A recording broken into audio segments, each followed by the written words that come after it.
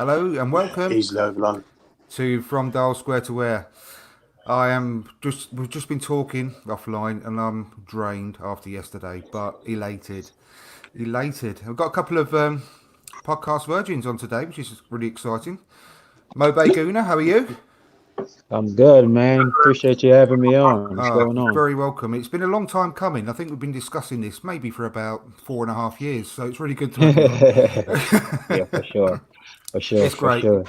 Really, really good. And Tony, how are you? Can you hear me all right? How you going? You right? Yeah, not too bad. Not too bad. Yeah, I can hear you. Fantastic. Can you hear me? Yes, perfectly, perfectly. And we've got Richard. Good. How are you, Good. Rich? Yeah, very well, thanks, mate. Thanks for inviting me on, especially Oh, after a good result last night as well. It makes a change from obviously the weekend as well, so it was good to bounce back from that, wasn't it? exactly. I mean, you remind me a little bit. Remember going live with Philip Schofield and Gordon the Gopher from back in the Yes, day when we was kids? Like he was sitting in a broom cupboard. room cupboard. Look, Yeah, yeah, it looks like you're in your Arsenal broom cupboard there with all your yeah. kits Well, around you. It looks pretty it's fantastic. yeah, it's quite cosy. Yeah. Have you got Gordon to go for with you? Or? No, he's got a night off actually. He's a bit busy. He's been a bit busy, so I'll give him a night off today. Oh, fantastic. Well, the Americans haven't got a clue what we're talking about, have you? No. Anyway. We have a 1980s reference. Yeah, kids program back in the day. Simon, how are you? Yeah, good, thank you. Thanks for inviting me back on. We look like brothers from another mother. We Obviously, do, don't we've we? got the same top on today. Ryan's going to be joining us hopefully at some point soon as well. But as you know, Ryan's always late, so we're just cracking on without him at the moment. So, I mean, yesterday. I mean, what can you say about yesterday? I mean, I don't think any of us really gave us much of a chance. But I was hoping for a draw. But let's get into the sort of the nitty gritty. There's a few bits and pieces to talk about. I mean, I'll go to you for as you're one of the virgins, Mo Bay. I'll go to you first. I mean, lineups because there was 5 changes. I think it may be expected with the semi-final coming up. I mean, what were your overall thoughts when the team was announced? And that did you give us much hope? I didn't give us much hope before the game. I don't care what team started. After what happened Saturday, I was going in this game just not even expecting much. It doesn't matter what starting lineup we put out there. You didn't really. After what happened Sunday, I was just watching the game. I didn't even watch the first half of the game. As soon as I turned the TV on, 2 minutes later, Reece Nelson scored, so I missed the whole first 40 minutes of the game. But I mean, that was a good surprise because it was 2-1 as soon as I turned it on. I was surprised to see that 1-1 when I turned the TV on. But when I see Aubameyang wasn't playing, and that's when I know that he's pretty much planning for the weekend. Probably, it's pretty much more important than this game. I mean, we're not really playing for much now. Playing for 8th or 7th, probably. So it's not really playing for much. The weekend was more important. I didn't really give us much of a chance against Liverpool. I don't think nobody really did give us much of a chance, but it was a good surprise. I didn't enjoy the game at all. Like you guys said, we was all biting our nails. We defended for all the game that I watched. I don't know what happened before I start watching it 40 minutes, but what I saw was them just pressuring us the whole game. So.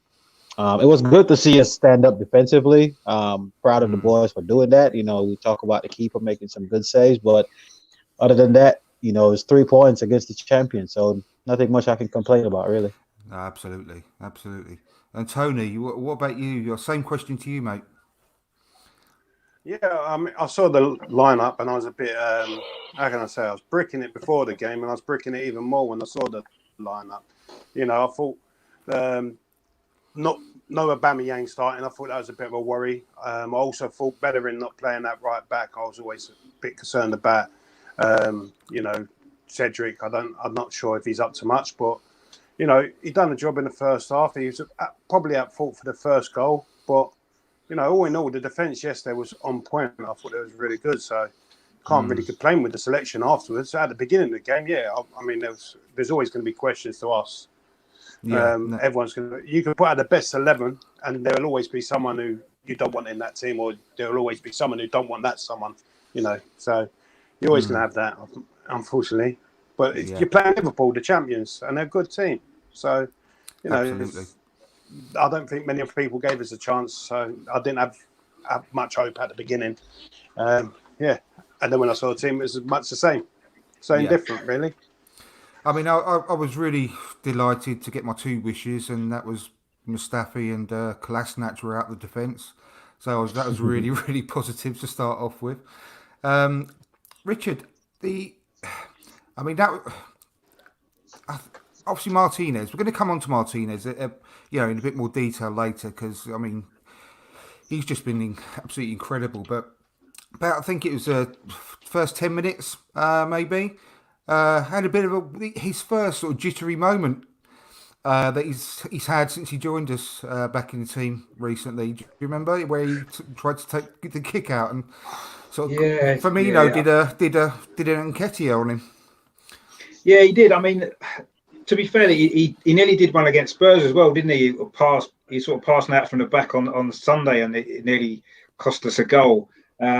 But I mean, generally his distribution has been really good, hasn't it? So that was a bit of a shock actually to see him sort of do stuff like that, because he's been so sort of consistent with it, really. But I mean, at the end of the day, he's made again 3 or 4 great saves, hasn't he? When it's been needed, he's done it near enough every single game, and in a way, it's great for us to have him as a good backup goalkeeper that's playing really well. But it's also a little bit of a worry as far as I'm concerned, because we're still conceding a lot of chances, aren't we, in games? We're a lot more compact now than we were before obviously Arteta came in, but we're still conceding too many chances in the games, aren't we? The fact that Martinez is playing so well, making so many saves, is a slight concern for me, in terms of the freedom that other teams are getting against us and the chances that they're having. So that's something that we're going to certainly have to improve on moving forward, and hopefully some better personnel in the team will help that as well. I mean, you can see the improvements Arteta's made. I mean, last night kind of showed it really. That second half, that's probably the best 45 minutes of defending from an Arsenal team for many, many years, isn't it? Probably since the Invincible team, even going back that far, to defend that well and that with that much commitment to the cause. I mean, I suppose, the defenders individually aren't the greatest players, are they? We know that. We know we've got issues in defence. But the way that the whole team defended from the front last night in the second half, putting their bodies on the line, blocking things, and that was great to see. And we're going to have to do exactly the same as that again at the weekend, aren't we, if we're going to get anything from that game. But it's good that we've had that experience now of playing a really good team, defending really well against them for, most of the game. Maybe the first 20 minutes, not so much. We could have been 2 or 3 down, couldn't we, early on? And there'd have been no coming back. But we dug in.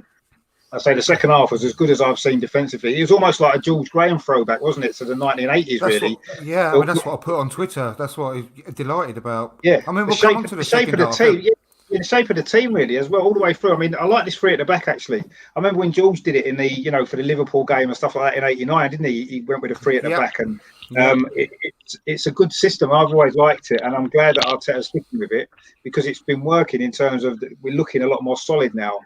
Even though that there's still issues there, like I say, we're still conceding too many chances. But we started slowly, but we flew into the game, didn't we? I was going to say, regarding the chances we're conceding lately, a lot of it is down to the teams we've been playing. I mean, we've had a horrendous run of matches, haven't we? And I mean, earlier on in the season, with the run of teams that we've been playing over the last few games, I mean, I think just would have caused us some nightmares. I don't think any of us would have slept for a couple of weeks, would we? But we've been coping with it fairly well, to be fair. And although they were literally all over us, I mean, we'll come on to the second half, a bit later on, but they were literally all over us because they're a fantastic team, but they didn't create too many clear-cut chances. I didn't think, really. But anyway, Si, I found it quite hard to work out what was going on, sort of formation-wise. I mean, I don't know what the hell I was on about in the. I was on the Purely Arsenal podcast yesterday with the boys there. It was really, really good fun. Recommend that podcast. But I said, because he asked me about the formation. I know that Pepe was popping up on the left quite a lot, but I think he was like. I was listening to the Arsecast earlier, and they were saying they were tasked. I mean, Saka and Pepe were tasked really with just a closing down and chasing role more than anything else. And as such, it's hard to criticise them because they work the nuts off, really. But I said on the this Pure Arsenal podcast, it seemed like they went back to a back four, and it almost like I said 4-4. No, yeah, almost like a 4-4. No, 4-1-4-1 formation. I don't know where the hell I got that from because that's completely incorrect. But did you get any idea about how they were playing? I mean, it was difficult to work out, wasn't it? Because it was a back four at some point. I think the shape of the team was the interesting thing because we maintained the shape throughout, no matter what the formation was. But I think that as Liverpool dominated the possession so much, we were kind of squeezed into such a small space anyway. It kind of became irrelevant. And I think Pepe was probably, like you say, he was put out on the left-hand side, which isn't his most favourable place to be.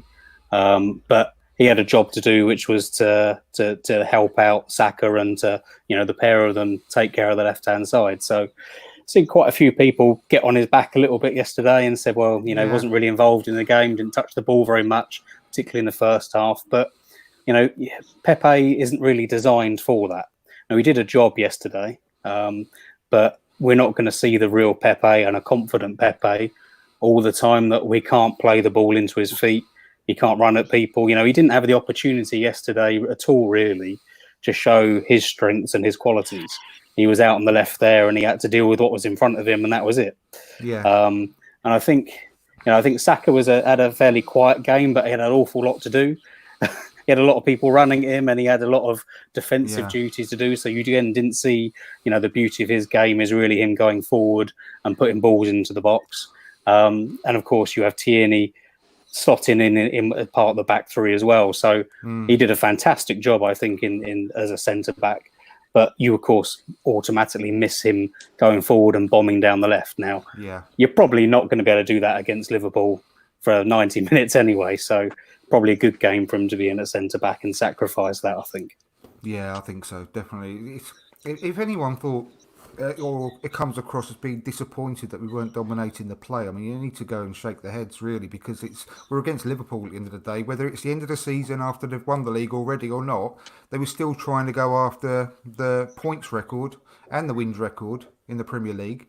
Never, ever going to be easy. So, yeah, I think it pretty much panned out as I was expecting, really. But, Tanner, talk us through the first goal, because it was quite incredible, wasn't it? I mean, I think the work Lacazette did for both goals, really, and actually throughout most of the first half, I thought it was pretty exceptional, really, compared to what he has been lately. I thought I was really, really pleased with his performance. Yeah, and let's face it, he's been maligned for some time now for not scoring, and this is his first home goal in quite some time. I don't remember when he last scored at home, quite frankly. But everybody says that Liverpool gifted us 2 goals, and yeah, to a degree they did. But look, at the end of the day, of course, but Lacazette was there, and Reece Nelson was there pressuring Van Dijk, and Van Dijk just kind of like it, just very nonchalant, really, just and it was a minimal grab from Nelson. It just kind of held Van Dijk's arm back, and Van Dijk just stopped, and that's why you've got to keep going. You can't just stop playing and look at the official. If you stop playing and I'm an official, I'm probably going to look at you and be like, "What do you want?" So credit to Reece Nelson for creating the mistake that Van Dijk made, and then full marks to Lacazette for burying the shot. And he very easily could have missed that. It was a wide open net, and he very easily could have sent that ball, inches past the far post, but he didn't. He put it right where he needed to, just past Alisson into the back of the net, and off we go. Yeah, I thought he was really sharp. I'd always like to praise people when they've done well, just as much as I can criticise people when they don't. But props to him, because I have been critical of Lacazette, quite a lot lately, because I think he's looked sluggish, completely out of form. He looked like his head was somewhere else, to be perfectly honest. But the last, Tony Turner in the chat there said he's got 3 goals in 3 games so far, and he can't knock that. He's really turning it around. So yeah, props to him because I thought he had a really, really good first half at least. Mobe, I was just sorry. going to say, I Go on, Si. I tweeted last night actually about Lacazette because I was very impressed. I quite like not watching it with the crowd effects, so you can hear the players a little bit more and sense what's going on. And I saw a different side for Lacazette last night. He was really talking to Reece Nelson all the way through that first half and sort of directing him around. And, you know, when he could get a word in edgeways with Arteta shouting from the sidelines. But I really thought that Lacazette's, we saw a different side. He was really, this leadership quality came out of him last night with the captain's armband. And it was nice to see. He was being vocal. He was talking to his teammates. He was particularly, you know, encouraging Nelson when he was trying to track him back and, you know, telling him when to get forward with him. And there's just a great amount of communication going on last night. And it's not something that you always associate with Lacazette. But it was a really, really good to see. Exactly. One thing that I was really, really pleased with in lots of ways, and I know you wouldn't have seen this, Mobe, in the first half, but there was that moment with Rob Holding where he brought the ball out, dribbled the ball out. Yeah, I saw the highlights. Yeah, and he lost it. He got knocked up in the air. But what I absolutely loved is he just sprinted back, and you saw what happened. He just knocks Mane flying.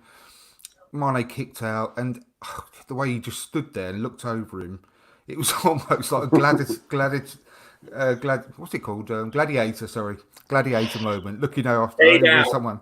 Yeah, exactly. It was like, is that all you got? You know, that type of thing. It's absolutely quality. But it was another moment as well, which you might not have seen in the highlights, where Saka, and I can't remember who it was on, maybe it was Mane again, got the ball and he was running towards the corner flag, and he got sort of pushed a little bit from behind, and Saka literally just bought the foul. And proper, you know, professional sort of way of doing it. At 18 years old, I was absolutely delighted with him because we haven't done that for years. Absolutely years. A proper sort of game management. Yeah, go on. It was Salah who done it on Salah because Salah went like that afterwards. He had the cheek to call him a diver afterwards. Yeah, of all people. I mean, he's 18 years old, and that shows a lot of professionalism and maturity to do that, actually. And he bought us a bit of time to get to regroup and get back into positions and everything. And something small, but I love to see it because that's incremental little bits and pieces that are really helping him to improve our game. Now, I've got here. And the second goal, I mean, absolutely brilliant again because everyone, how many times you heard the transformational signings that Liverpool made to actually get them where they are today in Alisson and Virgil van Dijk. And it was the first one made the first mistake and the second one made the second mistake. Did you see that goal in the highlights, Mobe? Can you talk us through your thoughts on that second goal just before half time? Great time to get it. Yeah, like I said, it was 2 minutes literally after I started watching the game, that goal. So that one kind of, I did watch that. I did get to see that one live, and I heard you guys talking about the formation, and we were switching the formations a lot. You could see like when we was without the ball, we was playing with three at the back with the two wing backs. When we had the ball, the wing backs were so far up, the back four was spread out. We had a back four going. Tierney was wide, Cedric was wide. The only thing that continued was the two midfielders, which was Granit Xhaka and Torreira. They never got too forward, so that was one of our problems. They were sitting so deep, nothing was going forward. But if you look up front, I think the telling thing was Pepe was playing on the left, yes, and Nelson was playing on the right, but they were always further ahead than Lacazette. If you look every time we were pressing, Lacazette was always behind both of them. So we were playing with these two split forwards like we did. I don't know if you remember the game that we won against Chelsea when Emery played. I think it was Ramsey. He played up front. Ramsey and someone else played as a split forwards, and Aubameyang played split forwards, and you had that one forward going through the middle. That's exactly what we were doing. We had the two wingers putting on the pressure. Lacazette was dropping so forward back. If you look at the goal, that exact goal that he intercepted the ball and assisted Nelson, he was behind the two players that was in front of him, which he's our striker. That's how he got to intercept that ball. So I think we have to give credit where credit is due to Mikel Arteta. Because we saw this from Pep Guardiola a lot. I remember the first game that we played on the Emery when we played them at home. I think it was the first game of the season. He changed formation so much. Sometimes you will see the left back was in the middle of the field when they didn't have the ball. And then when they have the ball, they spread out, and that's something that we're seeing Arteta trying to do. So without the ball, we were so compact. And I think it's just time for the players getting more used to it, getting more used to the formation. You can see that's why Granit Xhaka, a lot of people don't like him, but he's so clinical to what we're doing because now we're actually playing to his strength. We're not asking him to bomb forward, or we're not asking him to, make a last-ditch tackle or a cover for the wingbacks. He's pretty much staying in the middle of the field. If you look on his heat map, he don't really move from that central midfield position. He is locked in there. Ceballos is the one that's doing the runaround and doing the cleaning up. Xhaka is just staying in that middle, floating in the middle, and that's where you get to see the best of him. So the formation-wise, it was set up. I know they said Liverpool made the mistake, but this is what the team was set up to do. Yeah. We pressured them. We actually played the same game that they used to play against us. When the thing is, when this happened to us, everybody tell us our crapper defenders is, which they are. They're not lying. Mustafi and Louise and the whole 9 yards, all of them are crap. But when this stuff happened to us, we always complain about the defenders. But when we do it to other teams, the other team just have a off day. We have to give credit where credit is due. Exactly. We did this. We pressured them into those mistakes. Lacazette did a wonderful job yesterday, not just being a forward, but dropping back, helping out in midfield. He scored a goal. He created one. It's hard not to give him the man of the match. But then you talk about holding, and we was doing so much defensively. But the only good thing about yesterday was we had 2 chances. We took 2 chances. We had 2 shots on goal up to a point in the game, like the 80th minute. We only had 2 shots on goal, and we scored both of them. It was a whole different story again. I wish Willock hadn't got the 3rd shot. Yeah, exactly. Been incredible. 2 shots. It was a whole different story on. It was a whole different story on Sunday, and a whole different story against Leicester. The amount of chances that we get in these big games and don't take them always come back to bite us. So it was good to see us being clinical in front of goal, took our chances, and like I said, man, it's the formation. We have to give Arteta some credit because he's really drilling these players into something different. Yeah, I agree. Absolutely agree. Well said. The one thing that I was going to go on to as well, and I'll come to you this now, Tony, as well, but just quickly, my notes that I made, I put for the goal, I've just put get in, and then next to it I put tosser Martin Tyler, because all the way through the game, it's like Martin Tyler said, Arsenal surprisingly find themselves in front. That was it. That was all he said about our goal, and that was. And then when they walked in at half time, he said they trailed 2-1 at half time. Extraordinary, and I've just put fuck off, because it just absolutely does my head in, because what. They trailed 2-1 at half-time. Extraordinary. What didn't he say? Arsenal lead the champions 2-1 at half-time. Nah, of course not. Anyway, that's just one of my little pet peeves that I wanted to get out.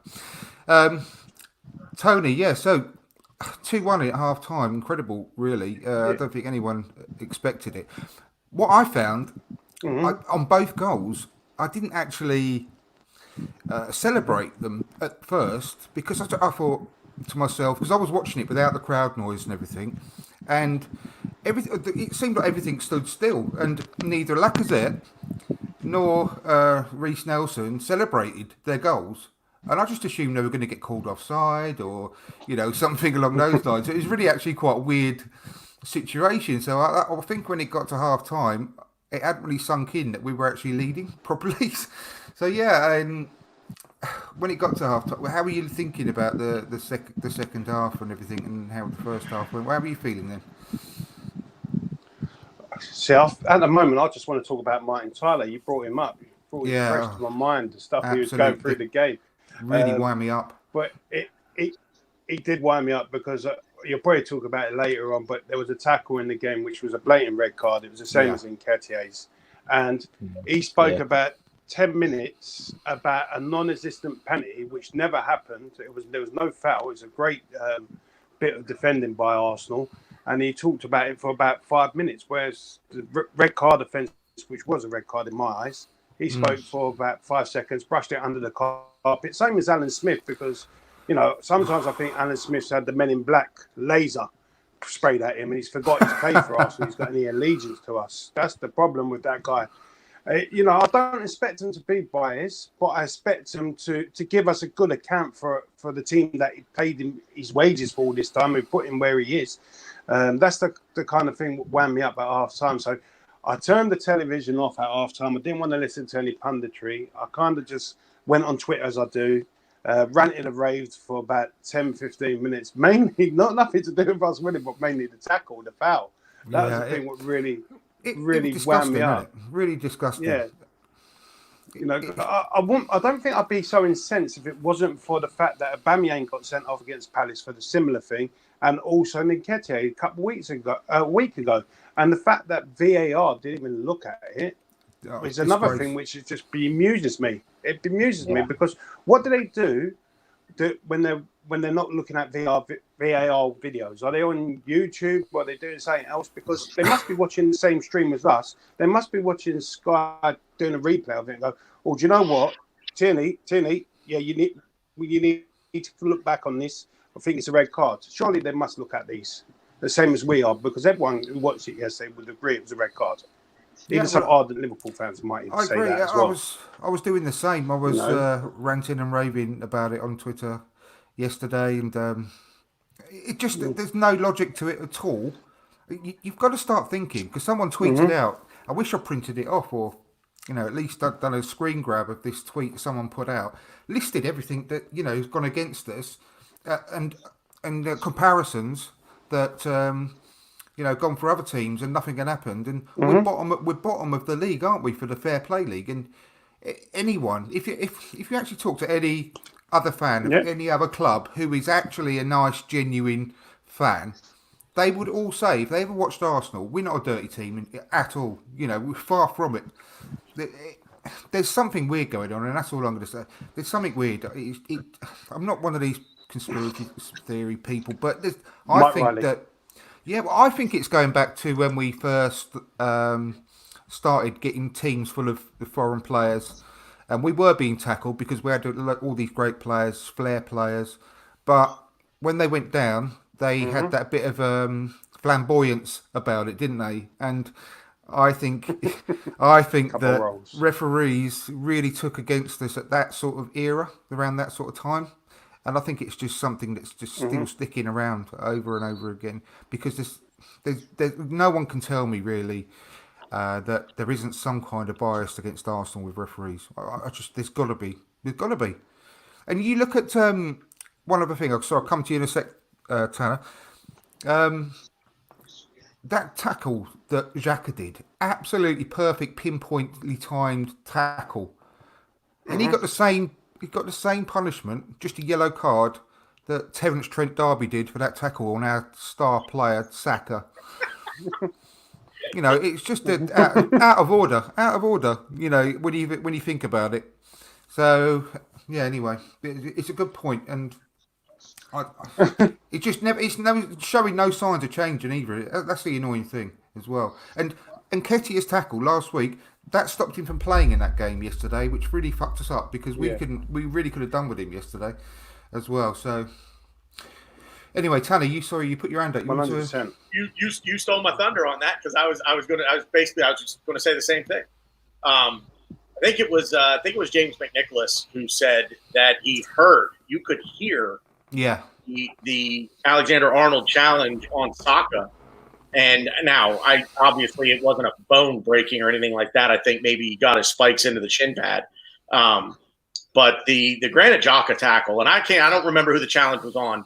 But Tony, I think that's the challenge you're talking about, where he was given a yellow card for what? Because that didn't touch the guy. He got the ball cleanly, didn't he? Yeah, yep, that was clean. And do you know the thing about that?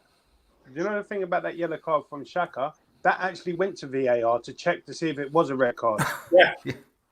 That actually went to VAR, and that's the thing where I just think, well, must be something. There must be something here. And another thing I've always said, if you look at every single referee in the league, they're all based from up in the northwest of England or up the north. There's no southern referee. No.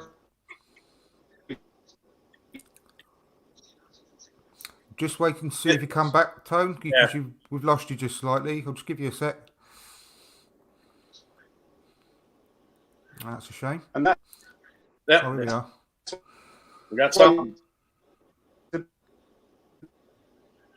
No, we've Yeah. unfortunately we lost you just for a second there, Tony. If you want to drop out of the stream, if you can hear me, and then come back straight back in, I'll get you back on and see if it helps.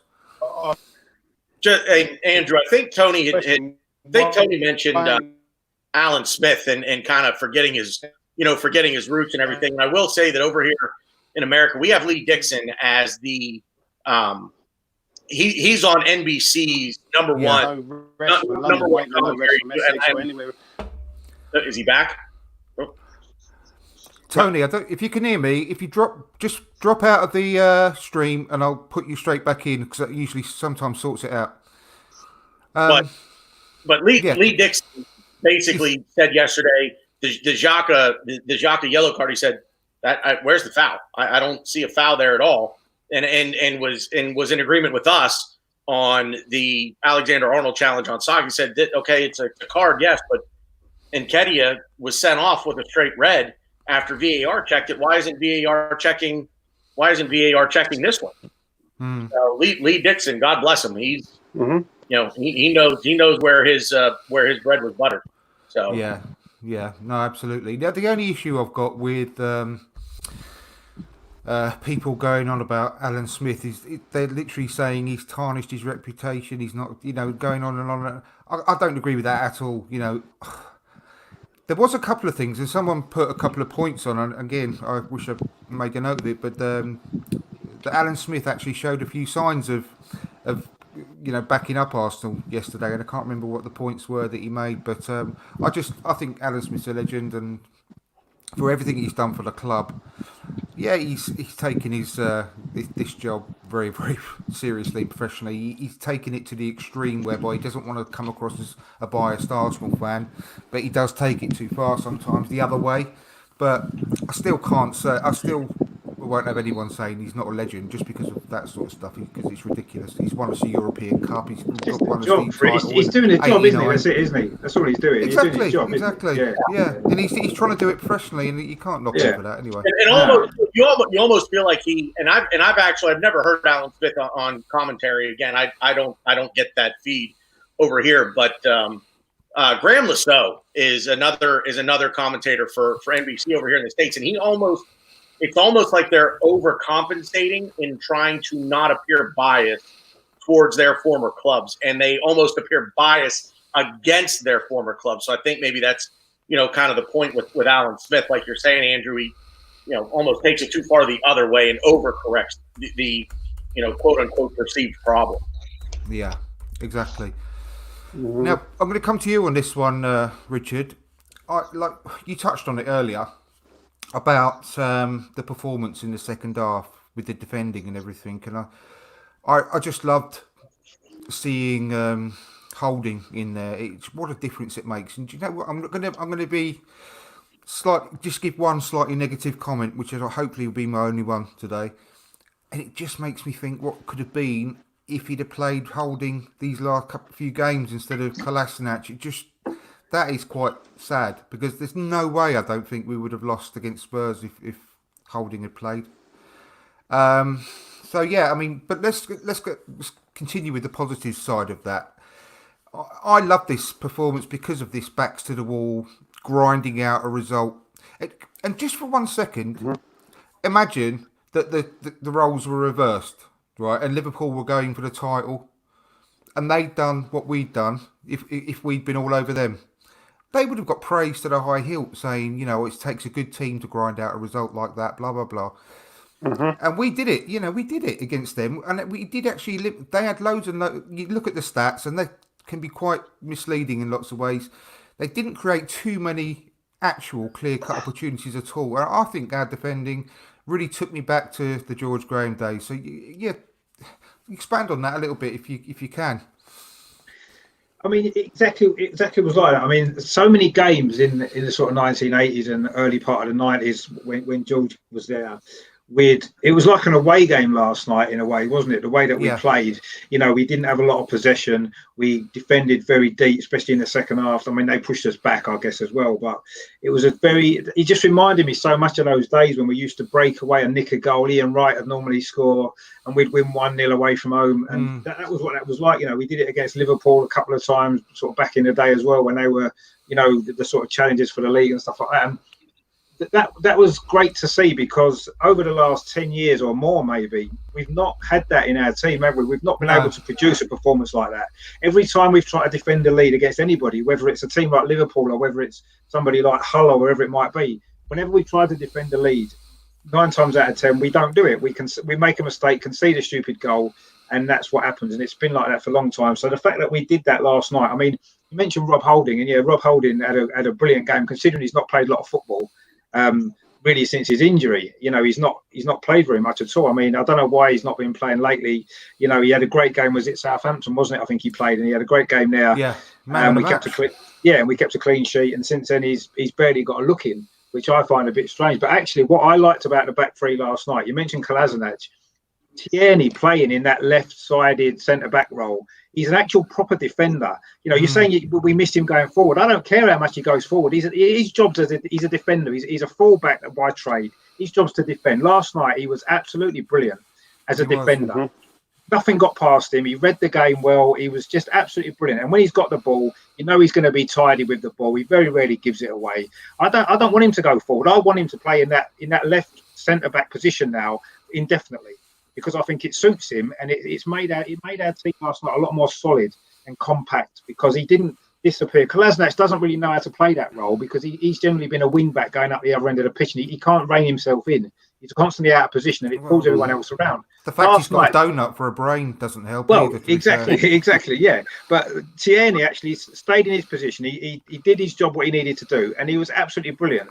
And I think that's what held the defence together, because other people didn't have to cover for him. He was there, and it meant everyone else could concentrate on their own jobs, which they were able to do. And the biggest plus for me last night was Tierney in that position. And also as well, with him playing there, what it would do is it would allow Saka to maybe play in that left wing back role, which I think he'd be suited to that as well, because he can get down the wing. He puts a lot of good crosses in.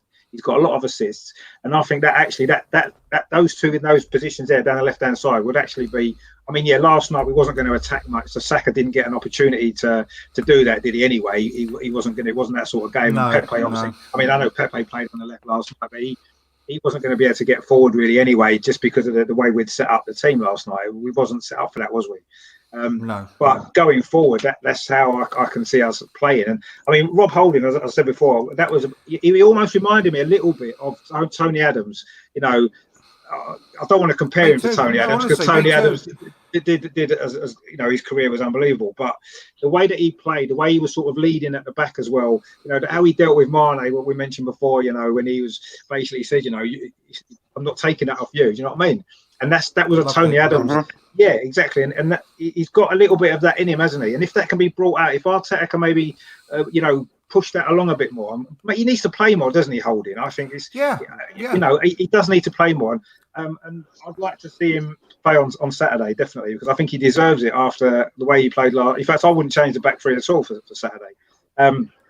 But that's what I like about him. He seems to understand the Arsenal history. He seems to get it, doesn't he, Holding?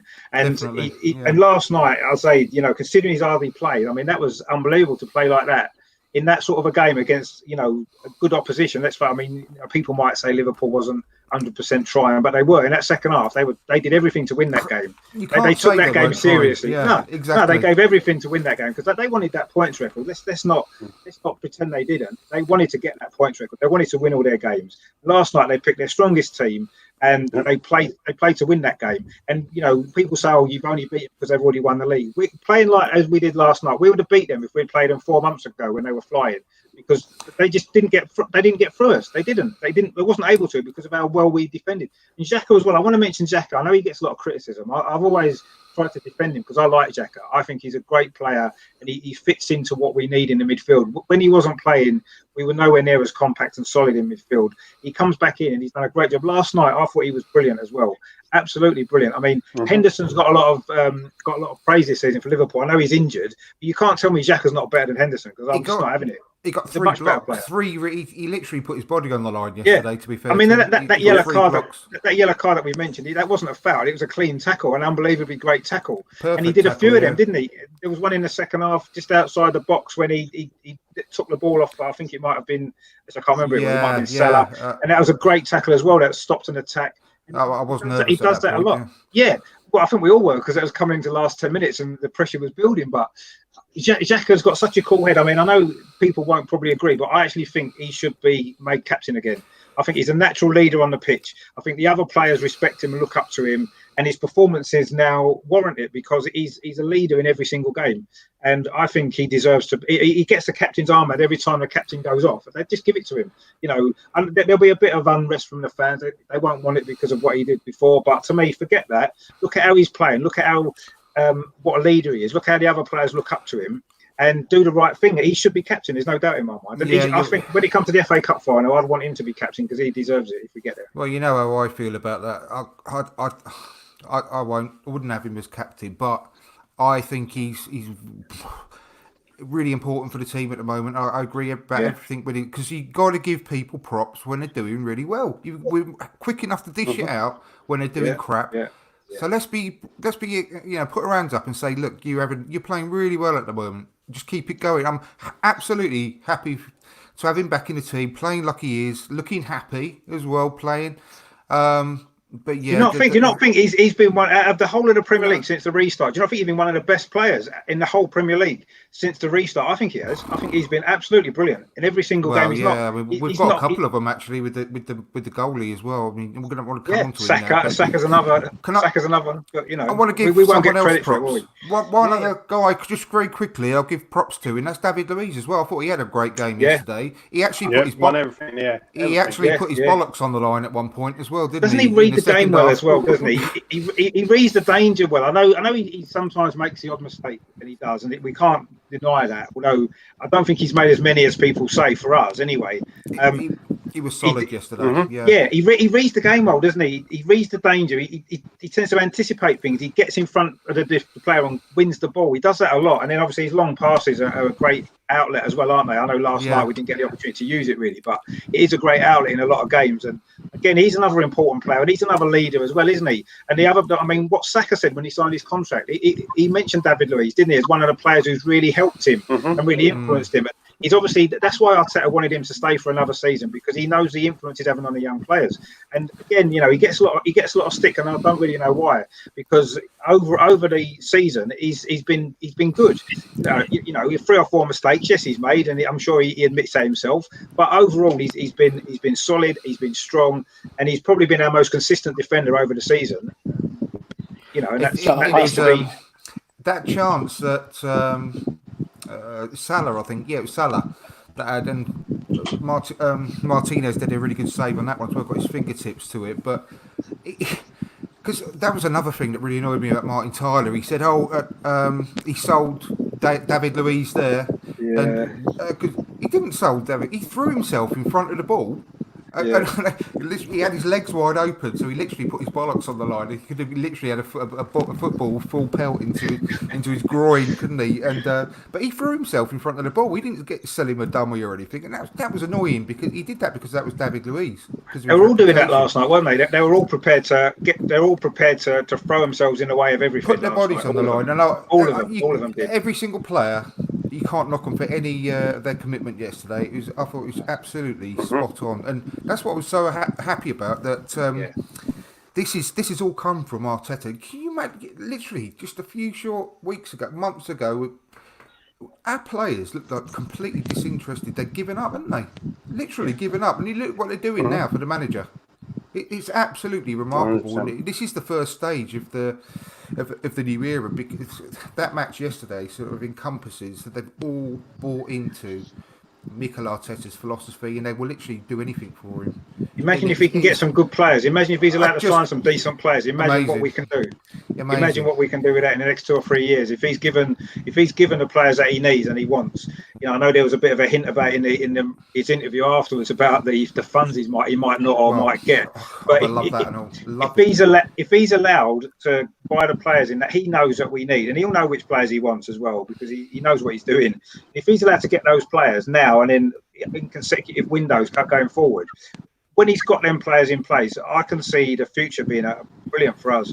I'm really excited about what he can bring. But is he going to be back? That's the only thing that concerns me. I genuinely think he will, but I always have been quite confident about that. But we are now where Liverpool were, what was it, 4 or 5 years ago when Klopp took over?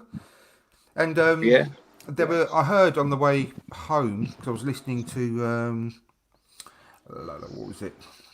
The Arsenal Opinion podcast by LeGrove. And he said that they published, I think it was on Talk Sport, they were talking about it, Klopp's first 17 games in charge versus Arteta's 17 first games in charge. Did you see those stats come out anywhere? Because first I've heard of it, so I haven't actually seen them. But Arteta's first 17 matches are much, much better than what Klopp's were. And when you see at the weekend, our match versus Spurs, which was, we all know it's incredibly disappointing. Then so many people had a meltdown and they would start going after Arteta already, and it's just ridiculous. It just winds me up. We played well against Spurs, didn't we? Overall, we made some mistakes and got paid for the price. Yeah, exactly. I don't want anyone listening to this just thinking it's the Me and You podcast today. So we'll move on to which is the problem, Richard. That I hear you mention. You don't know why David Luiz get criticized that much. That's the problem that I have with David Luiz and Mustafi. You watch the game against Spurs. The first half, Mustafi was wonderful, for the first 60 minutes, and then he turned into Mustafi. David Luiz, that's the same problem with him. He plays good for 80 minutes, but then there's a mistake coming, and we can't keep going on like that. These defenders are just not good enough. So when I criticize a Mustafi or I criticize a David Luiz, it's not because of what they do for 89 minutes of the game. It's what they're going to do at some point in the game. Yeah. You're expecting them to make a mistake, and it's just not good enough. Kolasinac, you're expecting them to make a mistake. So it doesn't matter if you're a defender, if you're a midfielder or a forward, then you can get away with certain stuff. But when you're the last man at the back, mistakes it does get idolized when you make a mistake back there. David Luiz have been sent off 3 or 4 times this season. He's gave away like 4 penalties, but they all are always so crucial. Every time you get sent off or you make a mistake, we end up losing the game. The one against Manchester City, that we was getting battered just like it was against Liverpool, but we were holding out. Marie was playing good, but then you turn around and you come on the field and you give away a penalty, you get sent off. That's it. The game is over. It's just a mistake that he's making. He didn't make one against Spurs, but it's another defender that did the same thing. Kolasinac, you gave away a stupid goal. Mustafi was just getting turned by Kane. The whole second half or the last 30 minutes of the game, every time he go up against Kane, he gets turned. That's the thing. People can praise Mustafi all they want and say that, he's been turned around since Arteta come, but he's just not good enough for this level of football. The level of concentration that it takes to play, to be in the position that a Liverpool is in or a Manchester City is in. We just don't have the defenders, bar Tierney, and we haven't seen enough of Marie for me to make a conclusion on him, or Cedric, because he just came here, just signed a contract. But bar those 3 players, none of these players that we have in defense are good enough for me. None of them. Absolutely. The only good thing that Arteta has done as he has come in for Mustafi, for me, is he has raised his value so we can sell him. And that's exactly what I seen that should happen. Mustafi's value is now, we was going to get 2 or 3 million for him because he wasn't playing until December. Emery took him out of the team from the start of the season. He didn't play 1 game. We wasn't going to get no money for him. Now he's playing well. Arteta has come in and raised his value. We can actually get probably 15, 20 million from Mustafi now. That's what should happen this summer. I hear talks of new contract for him. Joke. It's the same Mustafi. That's the joke. We cannot keep Mustafi and David Luiz. That's the most backward step. It was a backward step to give David Luiz this contract that we just gave him. but I understand what you're saying about him being experienced and being good with the young players. But other than that, he's not a good defender. He shouldn't be your first choice defender. No. And then you add Mustafi to that with a new contract. That's the most backward step that we will ever take in that defense. That would not fix nothing. Well said. Well said. Totally agree with you, 100%. And I've been saying it all along. And I said, I've never been happy with Mustafi, and I gave him loads of props because of the way that he came back. Because I never thought he'd play football again, let alone for Arsenal. The way that the abuse he was getting was actually quite horrific. You know, it was horrible.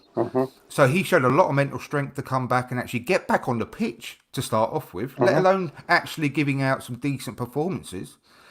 But and I was really respectful of that, because that shows a lot of strength.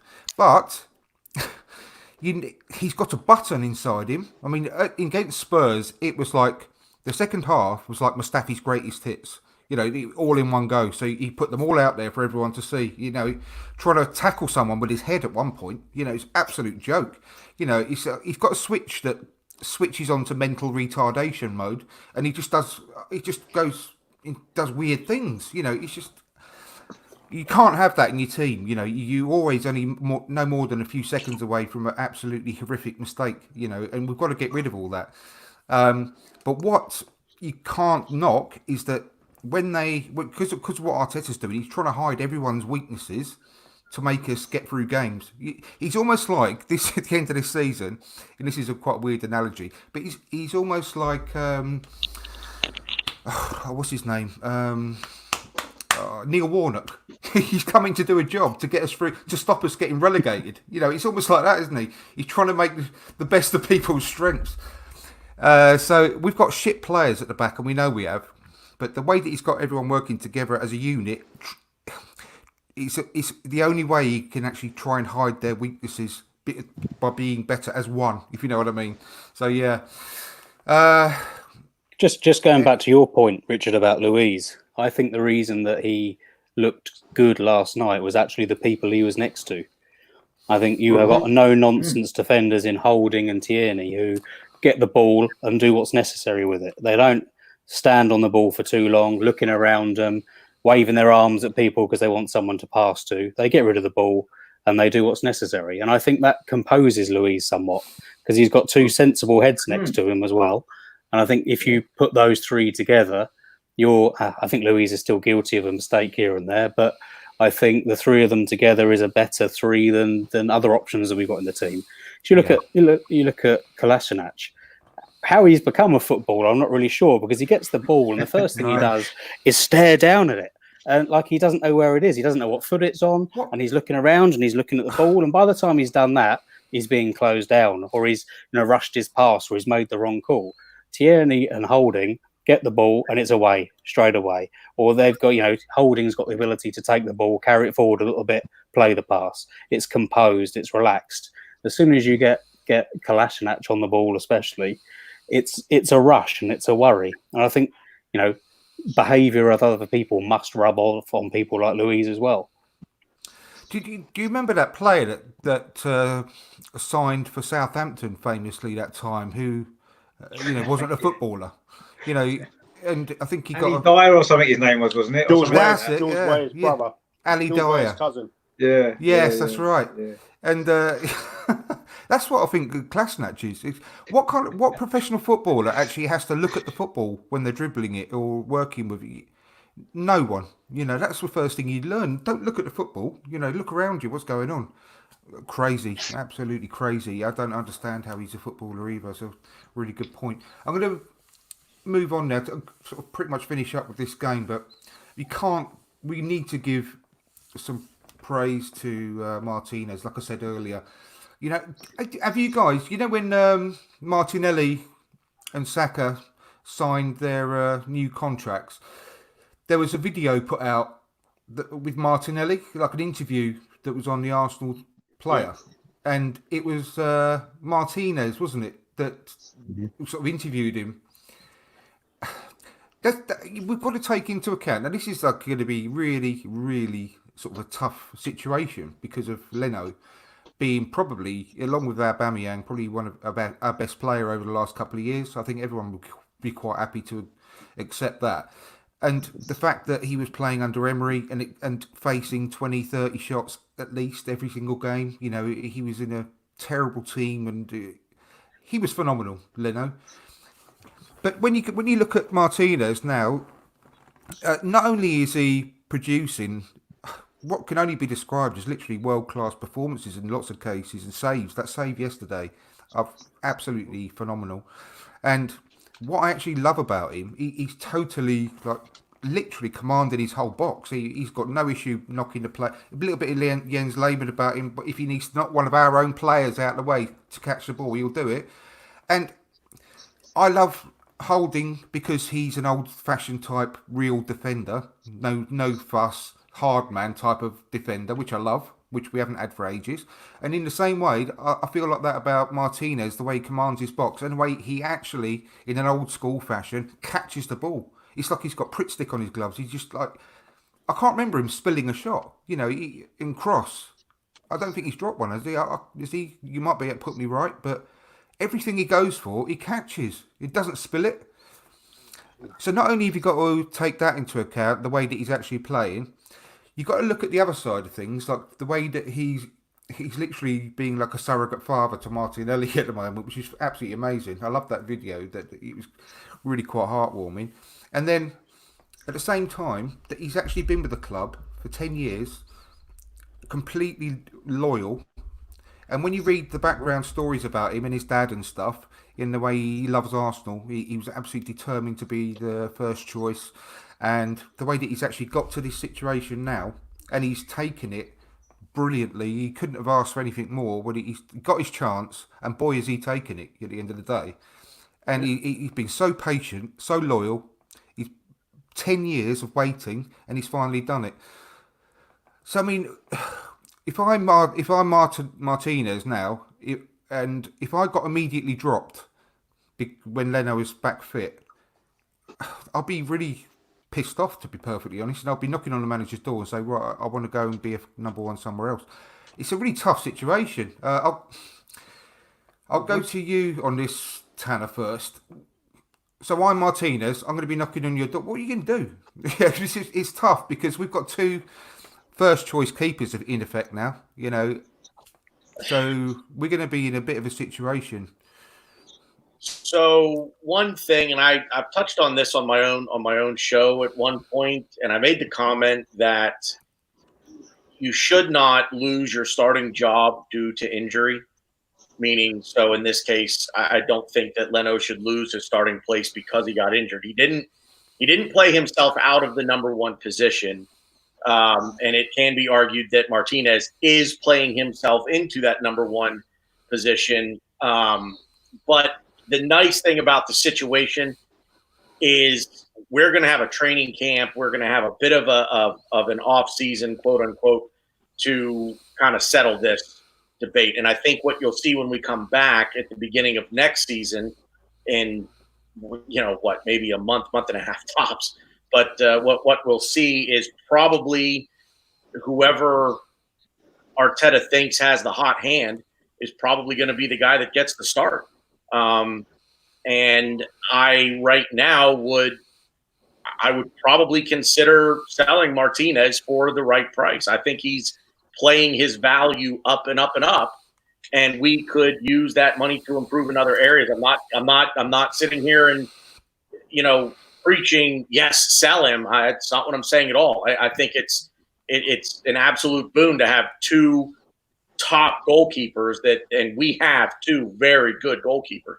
So, you see, right, just based on my mindset, if I were Arteta and Leno were coming back in season, he would get his job back until he played himself out of it, or if the team weren't playing well in front of him.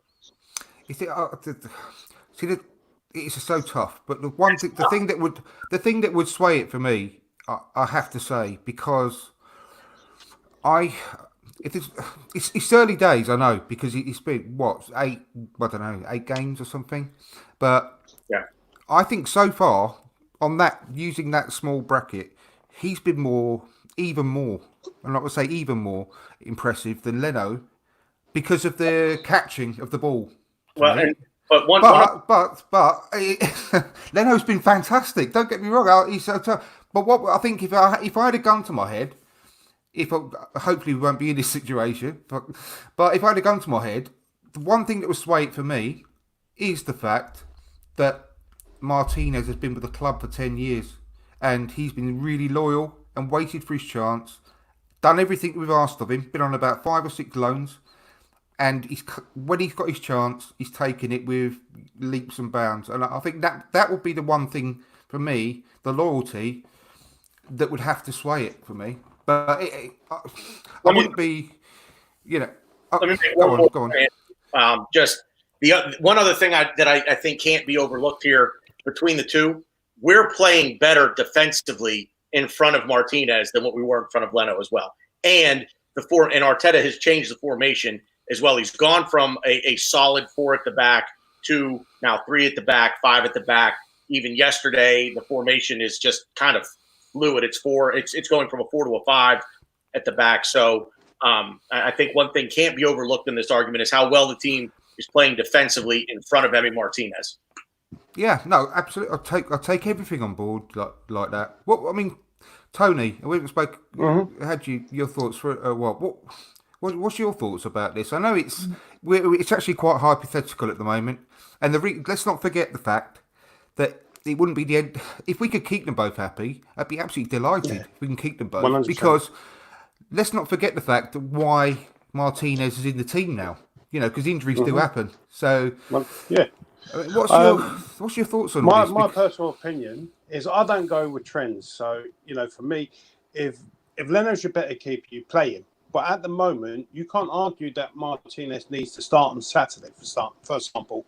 Let's take someone else, for example, Saka, right? Saka started playing left back because of injuries. He forced his way into the team and he stayed there as a mainstay because of injuries. Sometimes you've got to take your chances and make it count. And that's what Martinez has done. He's done that. Exactly, and you can't fault him at all. So for me, if there's a slight niggle with Leno going into the weekend or any of the other games, he needs to be playing number 2 and let Martinez, a man who's in form, stay on the pitch. You play your form players as well.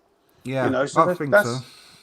But I don't want to buy into the fact that if Martinez should be number 1. I've seen a lot of people talking about this on Twitter last couple of days and totally forgetting everything that Leno's done the last 2 years for Arsenal. He's been absolutely amazing.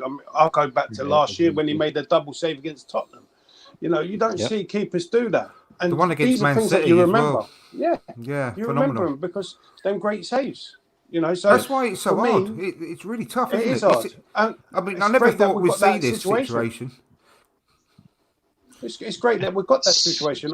I've always wanted the goalkeeper to come in and challenge our number 1 goalkeeper. When we had Peter Cech at Arsenal, I always thought that guy just didn't have to do anything because the goalkeeper behind him was useless. So he could turn up, he could see the goal quite easily, and he's going to be in the sticks next week. Now, Leno turned up, moved him out of number 1 spot, made Cech a bit better towards the end of the season. And when he came in the final, obviously he went a bit pear-shaped. But now you've got 2 goalkeepers who are going to compete, and that's only going to be better for us. Yeah, in the long run.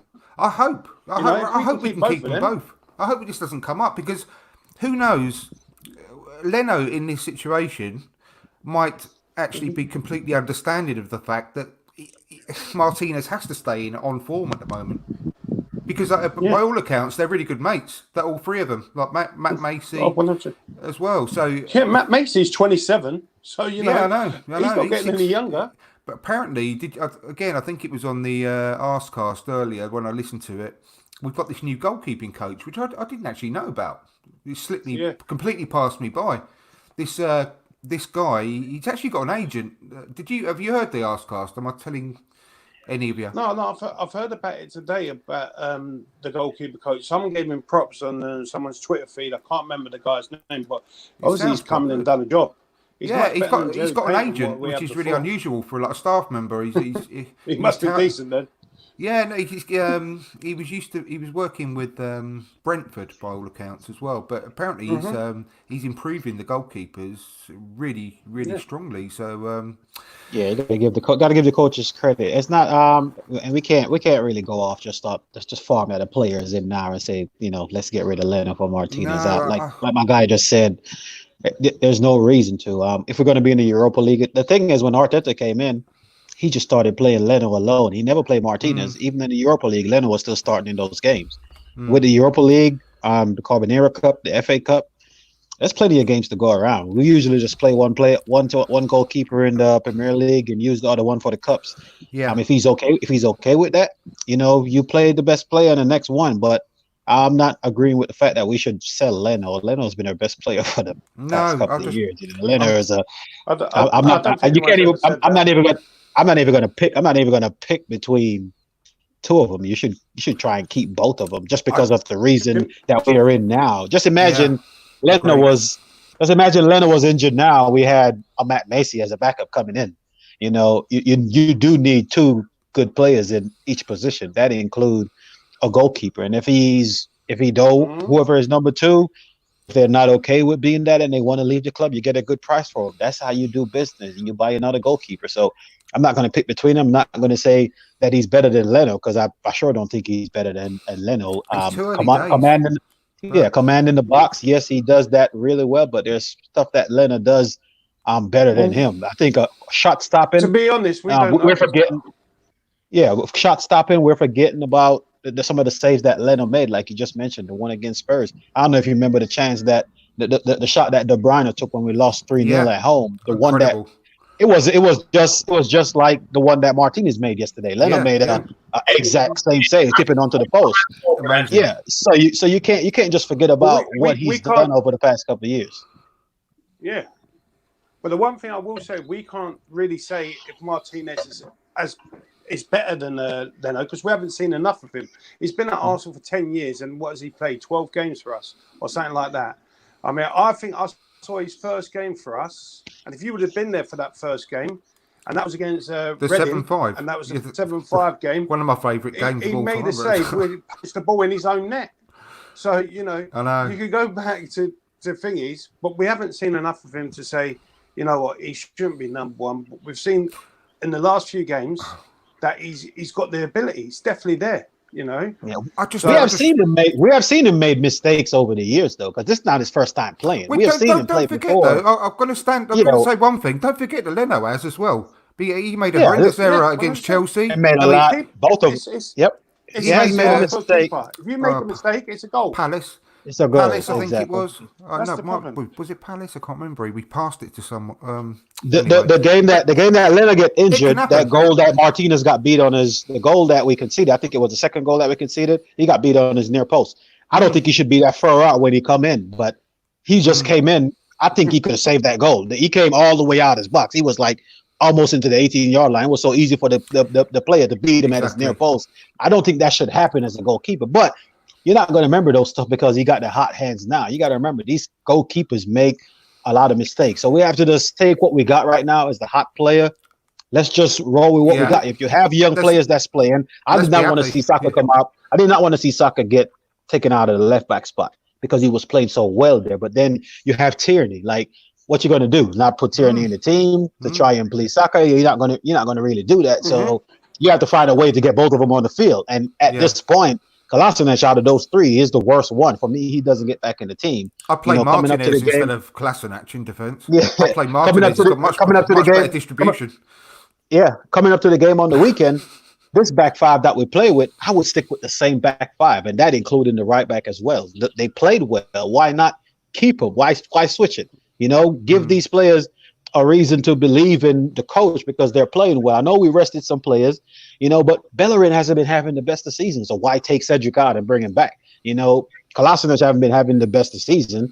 He's been injured the whole time anyway. And why put Tierney back out on the wing and take Saka out the team or take a Pepe out the team? This team that played yesterday, the only change I would make to this team, I would bring Aubameyang in, obviously, for Reece Nelson, and I would bring Ceballos in for Torreira. That's it. And go with what we got. That's what I would do for this game coming up. Me too. Yeah, definitely. I wouldn't play Cedric. I'll have Bellerin all day long, but I'm a big Bellerin fan, so I think he's getting for back me- to his best. Not his best, Yeah. but you're people seeing forget he's had signs a of his old massive self, injury. aren't you? Yeah. And I got- Cedric was responsible partly for their first goal, for Liverpool's goal. Well, When you watch the Tierney, way he played, he but was Martinez nowhere was too. Martinez the one that gave the ball. Well, if we're going to get into that, Xhaka was as well, because Xhaka Yeah, was literally you can't just there. blame one player. That was a whole team. The whole team did Exactly. that. The whole team did As a that. left back, you should never be that far up. You should never be that far. Well, we was in position with the You ball, should so never that's got his back. job. Remember, I was saying when we're in position with the ball, our wingbacks are so far forward. We had the position of the ball, and the goalkeeper gave it away. He had to chase back. You know what I'm saying? The goalkeeper gave the ball away. So I mean, we can't really blame one player for that goal. It was a combination of everybody that happened yesterday. No, of course. But if you had Cedric or you had Bellerin running back for that ball, who's going to get back for that ball? The two. Well, of them. Bellerin haven't been doing it all season. He hasn't been doing it all season. That ability. That's because he's been injured all season, so that's a big problem. I also You know, that's it. on because of Suarez. I think Bellerin is a guy who needs someone behind him pushing him to bring the best out of him. Yeah, I think it's helped, definitely. Yeah. I'm going to say just a couple more things. One thing just quickly came back to mind. Another bloody Martin Tyler moment. 2. He brought up. Did you see? He this is madness. The haircut? No, he brought up. He said Martinez used to be a bit chubby back in the day, or something like that. He made a comment to words to that effect. Do you remember? I was shocked. I mean, I didn't hear that. He said he used to be carrying a few extra pounds or something when he, back in the day. Yeah, absolutely. I swear to God that happened. And also, for the second match on the trot, he said about Ceballos training as a hairdresser. What the fuck's that? I mean, It's his own private joke. No one why gets say it. that Not one on person. telly? Is he trying to get, Ceballos known as a hairdresser or something? Is he wanting to get him that kind of nickname? Because why bring it up for the second match on the trot? It's just ridiculous. Anyway, also... Well, thankfully, we got BT Sport the weekend and they ain't on it. Well, that's even worse, though, with Stephen Bannerman. I'm just going to turn the commentary off, I think, to be perfectly honest. To just have no sound whatsoever. But last thing I'm going to say about this game, which, again, really, really made me quite happy. It was an injury time, and Ceballos literally just cleaned someone out. I can't remember what player it was. Do you remember? He went chasing after this ball and launched himself into the air and knocked this guy flying and literally just walked off Cantona style, which not even looking back at him. And I can't praise that guy enough because I've been championing him all year. I love the guy, and I think he what you said earlier, I can't remember who it was. It said Holding gets Arsenal. He's Arsenal, and I feel that way about Ceballos, and I think he's getting better and better as each game progresses. And you would not believe that he's a lone player that potentially could be leaving in 3 or 4 matches. His commitment is fantastic, and it says so much about his character. And that tackle summed it up to me, because in injury time as well, after a tough game, and he just were clattered into them, and I just loved it because it's almost like we're saying now, we're back, we're Arsenal, and we ain't going to get pushed around no more. We ain't soft. I think it was Alexander Arnold. I think he went. It could have been to his back. There was he wasn't even trying to play the ball. He just went in. I know. I absolutely loved it. And I vividly remember myself like, he's not even going for the ball. No, I know, and I just thought that is what I want to see, because something else that we haven't seen for years. That sort of, and I'm sick to death of being known as like the Southern Softies type of team, because we've lost all that since Vieira left and all that. We've been just pushed around, and I hate it, and I love seeing this sort of bite back in our game.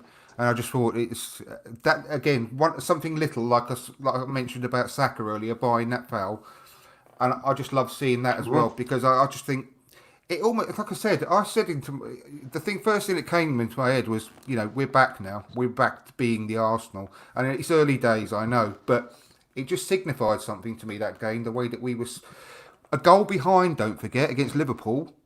And we fought back and won the game. Lucky or not, I don't care. we won the match 2-1, and that's a big stride forward for me in attitude and sort of desire to win. And I thought the whole team, to the man, was brilliant yesterday. I thought it one of my favourite wins for an awful long time, coupled with the away win against Wolves, because again, an away win like that against a team like that is something we haven't seen for donkey's years either. And I thought we controlled that game from start to finish. So slowly but surely, there's these little signs coming along that even with the same players, we haven't even got to the transfer window yet, with the same players, you can see the changes coming. And I find it really, really heartening, to be honest with you. Now we've actually won 8 of our last 12 matches. By the way. 8 of our last 12 games in all competitions. That's including the FA Cup. That's just before the break as well. So we're building a bit of momentum as well, aren't we? The performances have improved, and it makes you laugh that's what makes a difference, isn't it? Sometimes you get a couple of wins and it's massive. Yeah, and that's what makes you laugh about the overreaction about the Spurs game. And exactly the same thing happened after we lost against City and then Brighton. Brighton, really disappointing match, clearly. But again, it was like the end of the world again. And I remember tweeting, it was, about people overreacting and thinking it was the end of the world. And anyway, we've gone past that situation, and things are on the up, in my opinion. But you sort of touched on it just a short while ago, Mobe, about the weekend and what sort of team you'd choose. Do you think we're basically going to be into for the same treatment, really? Completely different teams, Liverpool and City, obviously, and don't forget City smashed Liverpool 4-0 not long ago. I feel the same way. I'm not that anxious or scared about it at all. Once again, I think until that mad sort of 5 minutes against City a few weeks ago, we were playing quite well against them. It completely went to pot. Obviously, his whole plans went to pot. We lost 2 players to injury. Then we got sending off and a penalty within that mad moment. Up until then, I thought we were matching them at that point. So if anyone can beat Pep, it's going to be Arteta. Especially the way that we're playing, we've got that momentum, and obviously the way that he knows Man City inside out. So, Si, what are you expecting? I think something very. Yeah, I think a Manchester City possession game, definitely.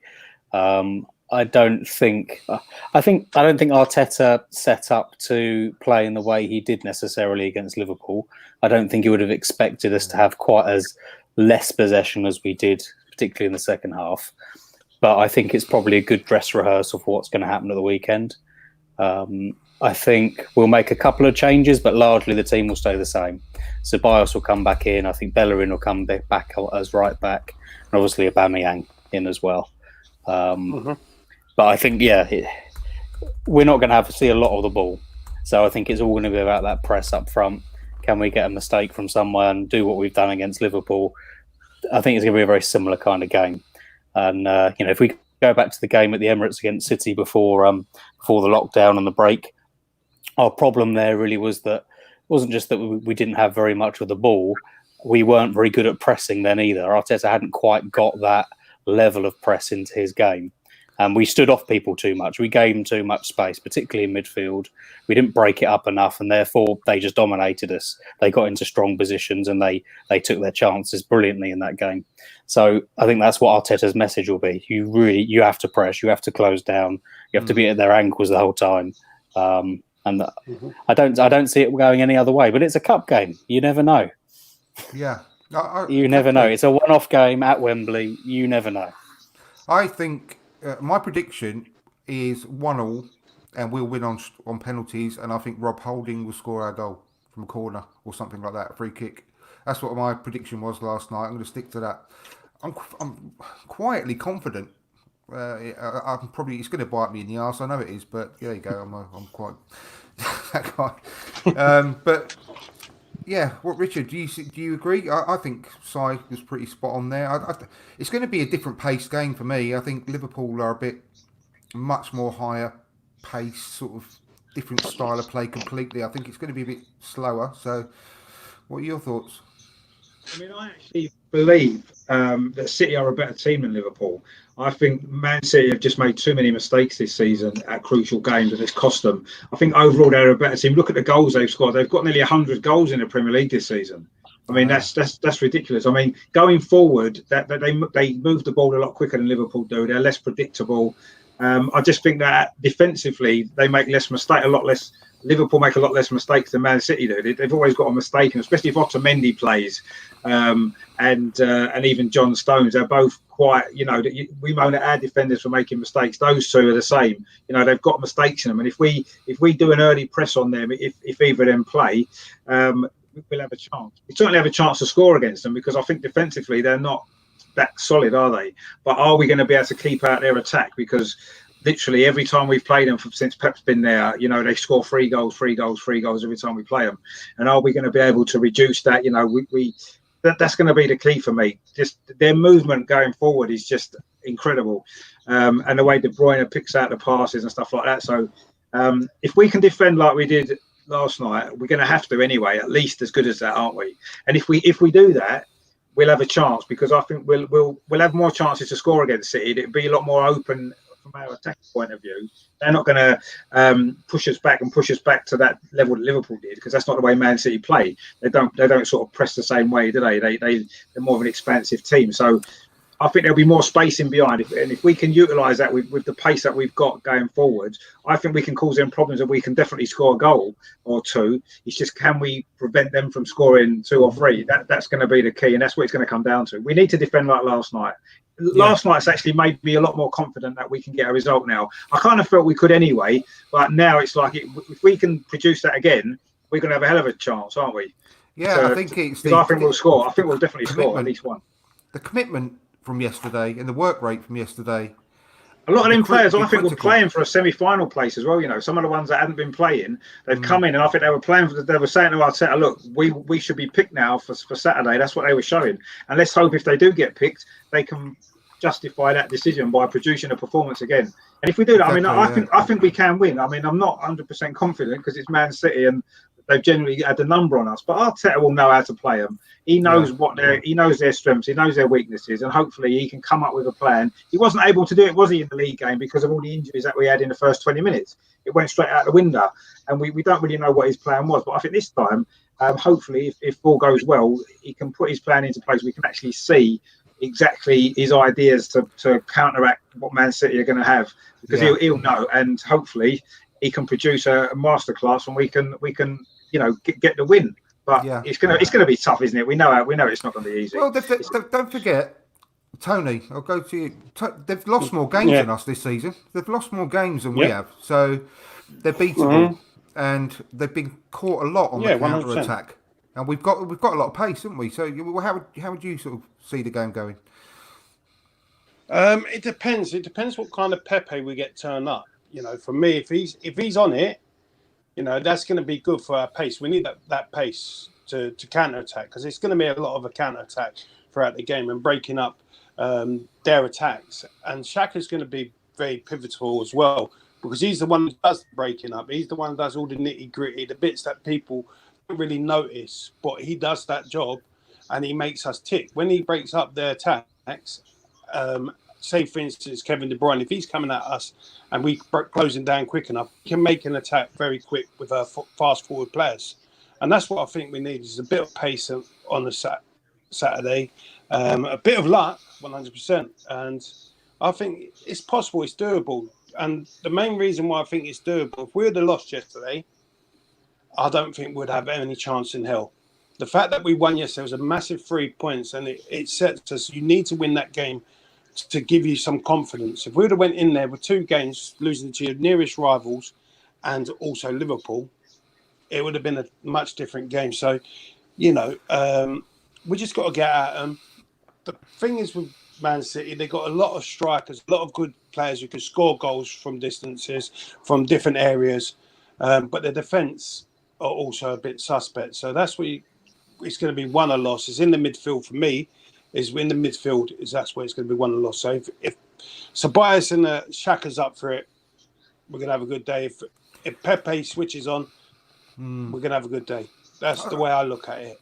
Do you know? I'm not too worried about the defense if they play the defense we had yesterday.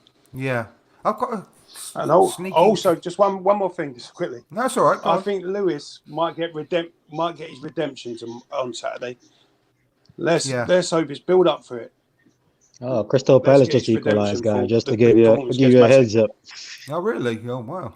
Yeah. God, who scored? Zaha. Zaha, of course. Yeah. How did I guess? My bad, man. Go ahead with your point, my man. I hate Man U, man. I hate when they win. That's just exactly. My dad, same here. I've got my whole family's Manchester United fan. Oh, really? I hate Oh, my them, God. but it is what it is. Christ. You can It was divorce Ayew your who family in scored, by the America, way. can't you? Can't you Yeah. divorce your family in America? Oh man, I'm actually from Jamaica, but I live in the States, and they're not close to me. But every time we lose, I have to deal with it. But I've been listening to them for the past weeks about how much game they're winning. So Well, Ben, just something. But go ahead, make your point, just my one man. thing I was going to say, bring up, and I'll go to you on this, Mobays. Well, I've got a sneaking suspicion for a player that's getting loaded of stick at the moment. Is a player that I like because he's very, very raw. I fully appreciate that. But Joe Willock, I think yesterday he had that quite bad miss, didn't he? But it was quite a difficult chance. But he'd only just come on, and he was tasked with just go and make yourself a nuisance, run around and cause problems for them in their defence. And I think he that's what he was doing. But one thing that he's got, and I keep saying this, he gets into the right place at the right time in the box. He's got a knack. And that's very hard to have. And I think he could be a secret weapon in the last half hour in the cup semi-final, rather. He's just a sort of player that could probably cause that defence issues because I think they can be confused, that defence, and they can be caught out. I think that could be a secret weapon. But, I mean, just give us your thoughts on, not specifically about Willock maybe, but about how you see the game going and how you think we could potentially cause them problems and win. Yeah, like I said earlier, the back five, and I think we all some got different opinions about the right back or the right wing back or whatever, Bellerin and Cedric. But personally, I would like to say it stay the same, just because we defended well yesterday, and I don't want to see anything change. A little bit of continuity. Going into the game, reward these players for playing well. I don't think, like I said, no one position is sealed in this game. We've been poor defensively all season, whoever we play. So if you have a player that, just like the goalkeeper, you got a goalkeeper that got a hot hand, you play who got the hot hand. You got defenders that are defending well, let them play. That's for me. Midfield, like I said, Granit Xhaka, Ceballos, they've been our two best midfielders since the lockdown started. Ceballos did a 360 on me because I was after the fact that we should send him back to Madrid as quick as we can because he just didn't make forward passes enough. And if you look at the game that we played at the Etihad where we lost 3-0, the setup that Arteta had was exactly to the one that we have now, but he was playing Aubameyang so high up the field on the left-hand side because Kyle Walker would go so far upfield.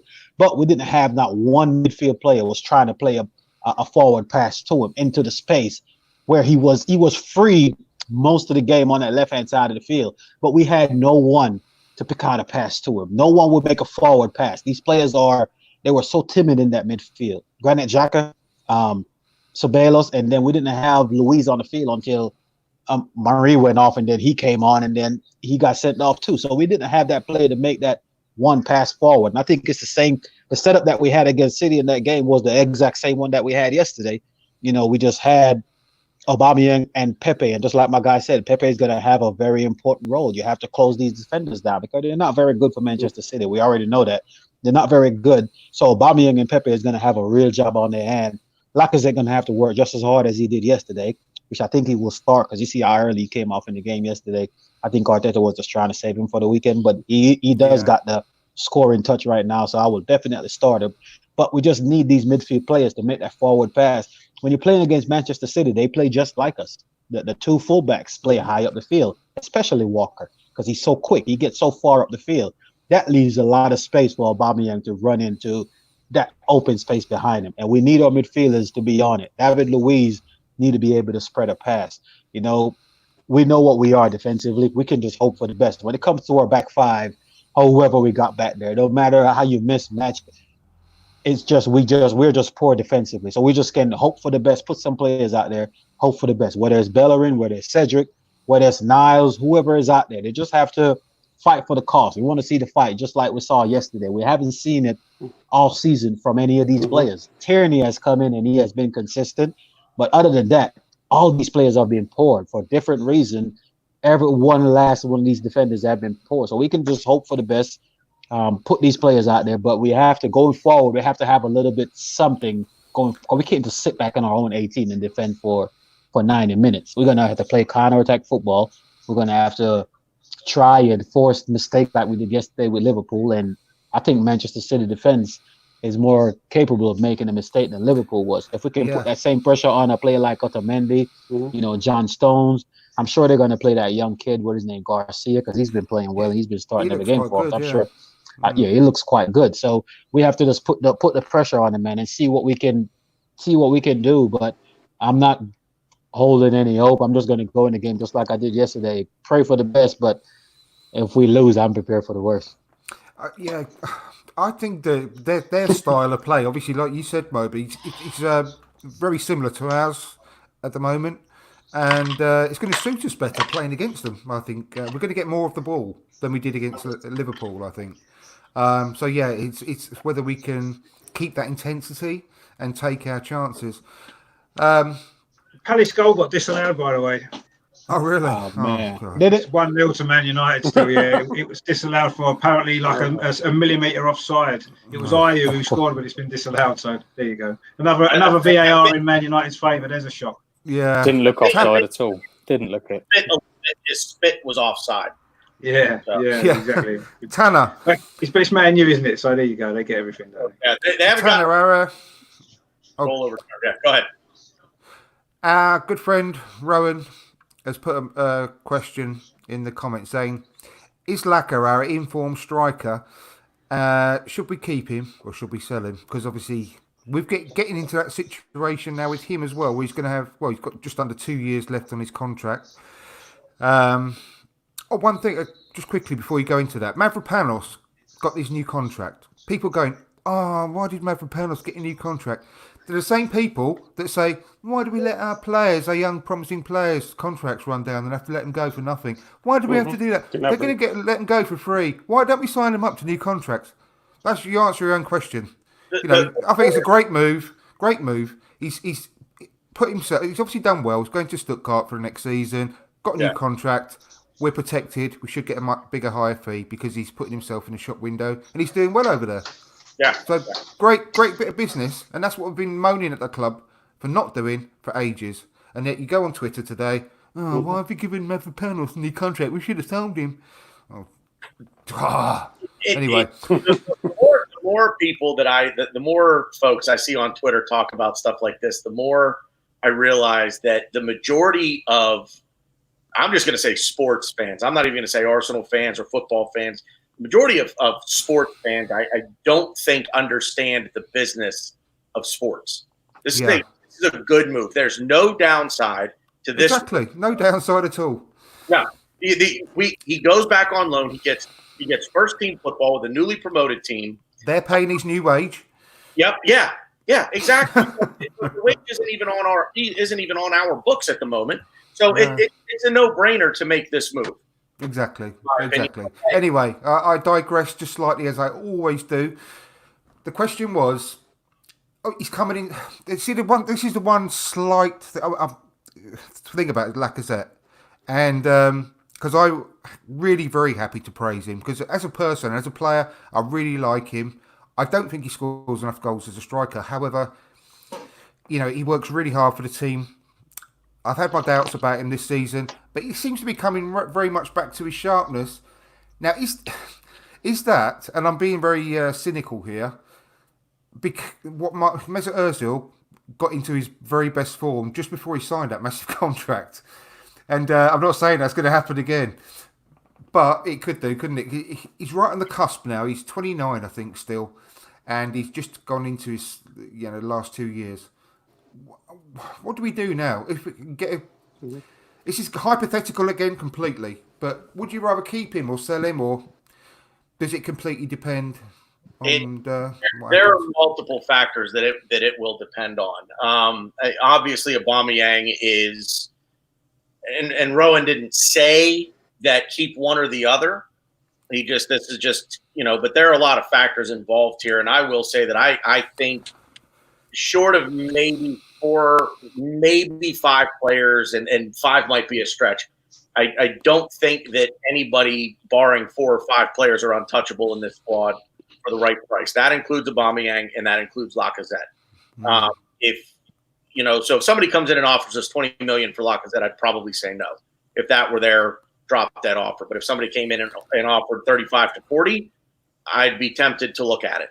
If there were a swap deal to be had with a player cash deal that might involve Lacazette, obviously it depends on who comes back the other direction. But I wouldn't necessarily actively look to sell him, but I would not close the door on offers either. And to answer Rowan's first question, is he our informed striker? You got to say he is. He's scored 3 in 3 games now. So yeah, he's sharp. He's looking sharp. I would play it by ear, if I'm honest. The only thing in my mind is what I just said about Mavropanos. Depends on what his demands would be wage-wise, whether it would be worth just extending him for a year anyway, or maybe 2 years. I think that'll take him up to what, 32, 33, just to protect ourselves again financially. But it's tough in this market, depending on what his wage demands would be. He's put another thing comment on there, Ron has, and I was thinking this as well. Go back to you, Murby, about saying because Xhaka and Ceballos are doing so well at the moment, Torreira might be an option because you could just give him a man-marking job on Kevin De Bruyne. I think that might suit him, maybe. It might be an idea. Simon, what do you think about that, what Rowan's suggested? Potentially Torreira could do a job man-marking KDB? Potentially, yeah. I have to say I was quite pleased to see Torreira back in the team against Liverpool because I don't think we have another player that's like him. A guy he got who's a bit of stick, actually, didn't he? I couldn't see that. I thought he did quite well. You have to remember he's just coming back from that bad injury as well. And had the season carried on, we wouldn't have seen him again, would we? He wouldn't have played if the season had carried on to its regular schedule. No. So I was pleased to see him back. I feel like we have a bit like unfinished business with Torreira because I think we've seen glimpses of a very, very good player there.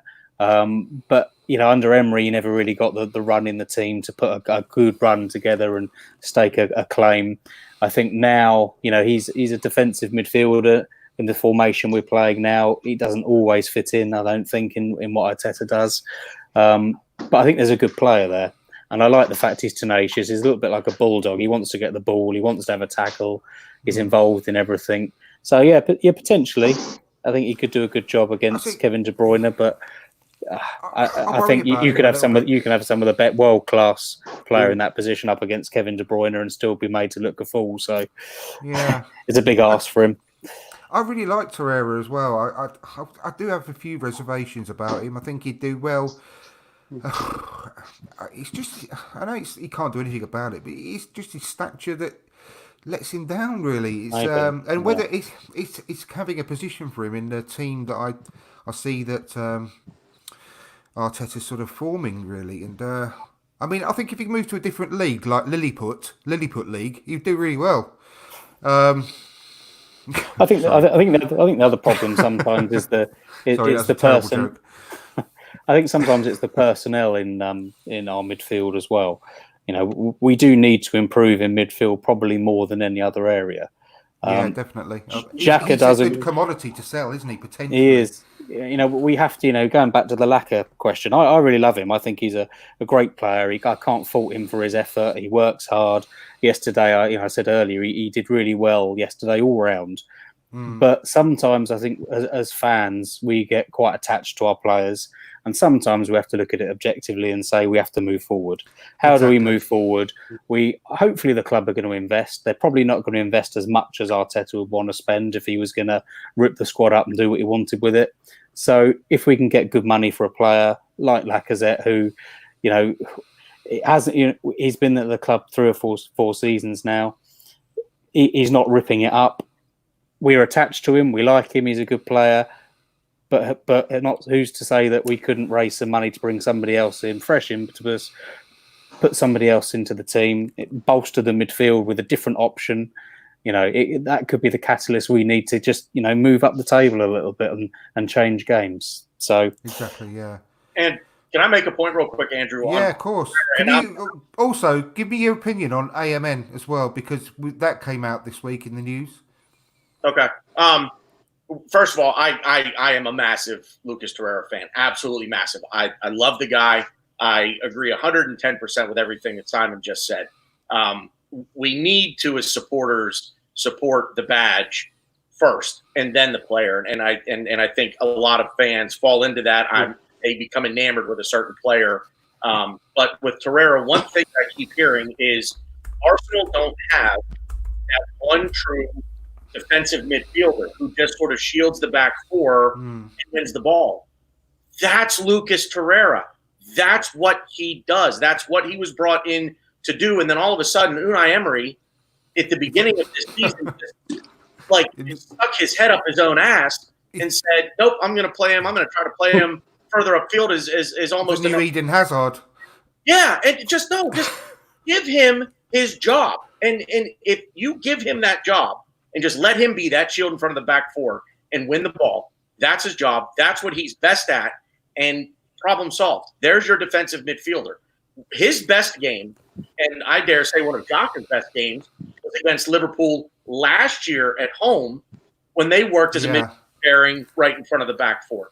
They played excellently off each other. Now, it had been tried before that and after that, so I don't know what clicked in that match. But that's his job. And I think ultimately Arteta is going to want to play a 4-3-3. And I think each midfielder, each of those 3 midfielders are going to have their own role.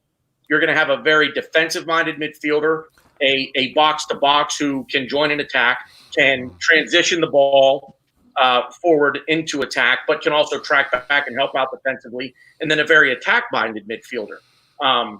I think Torreira fits that defensive midfielder profile absolutely to a T, and I wish he would just get a longer run in the side at that position to show what he can do. As far as Maitland-Niles goes, I'm a big fan of his. I love his athleticism and his versatility more than anything else.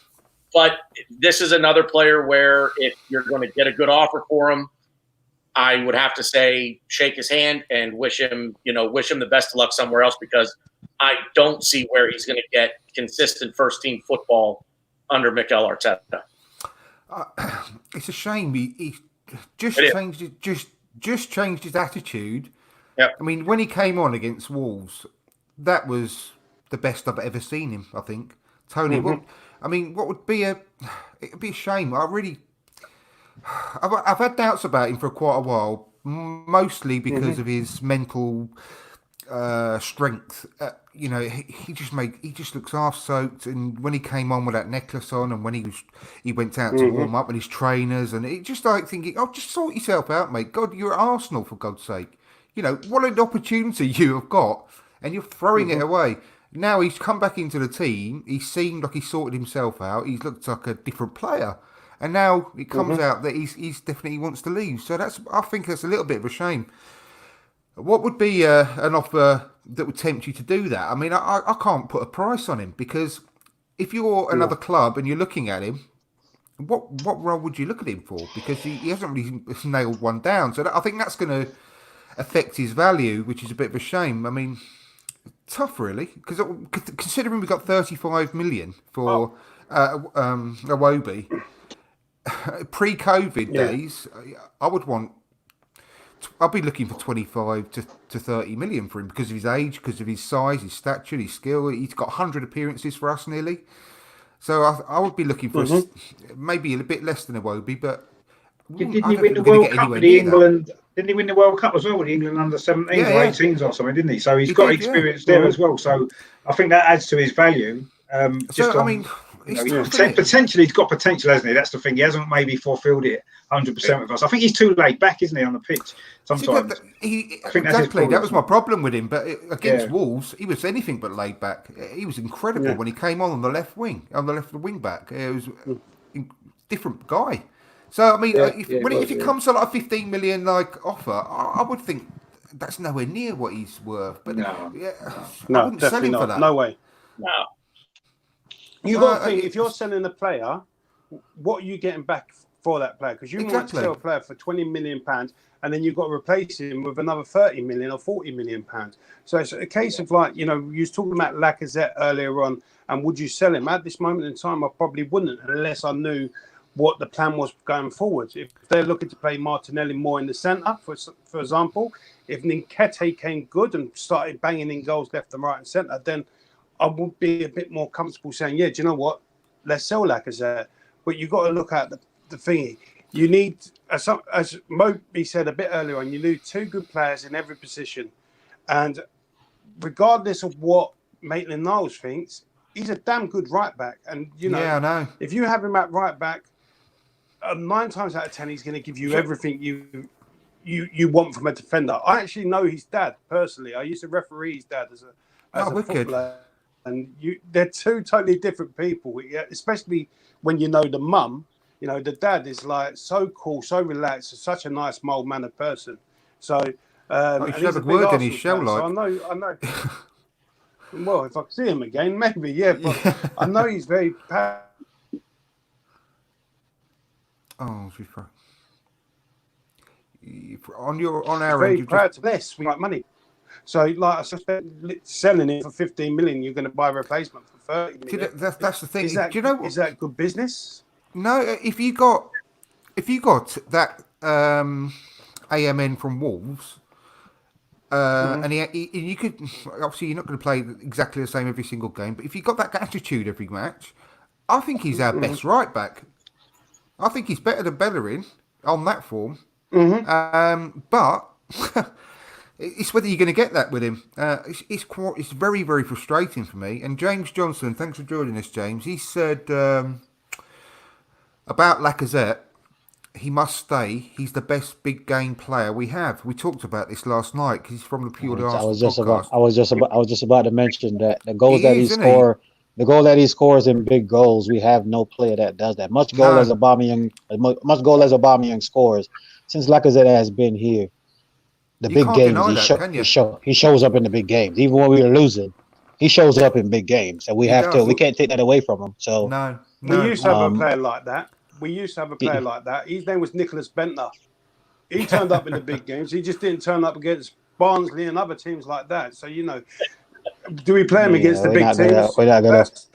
That's the thing we got to look at. You know, I like Lacazette. Yeah, I'm not gonna.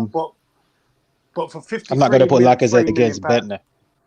I don't know, because I don't think Bentner was that bad. You look at his stats, you look at the stats of Lacazette, and you see who scored more goals for Arsenal.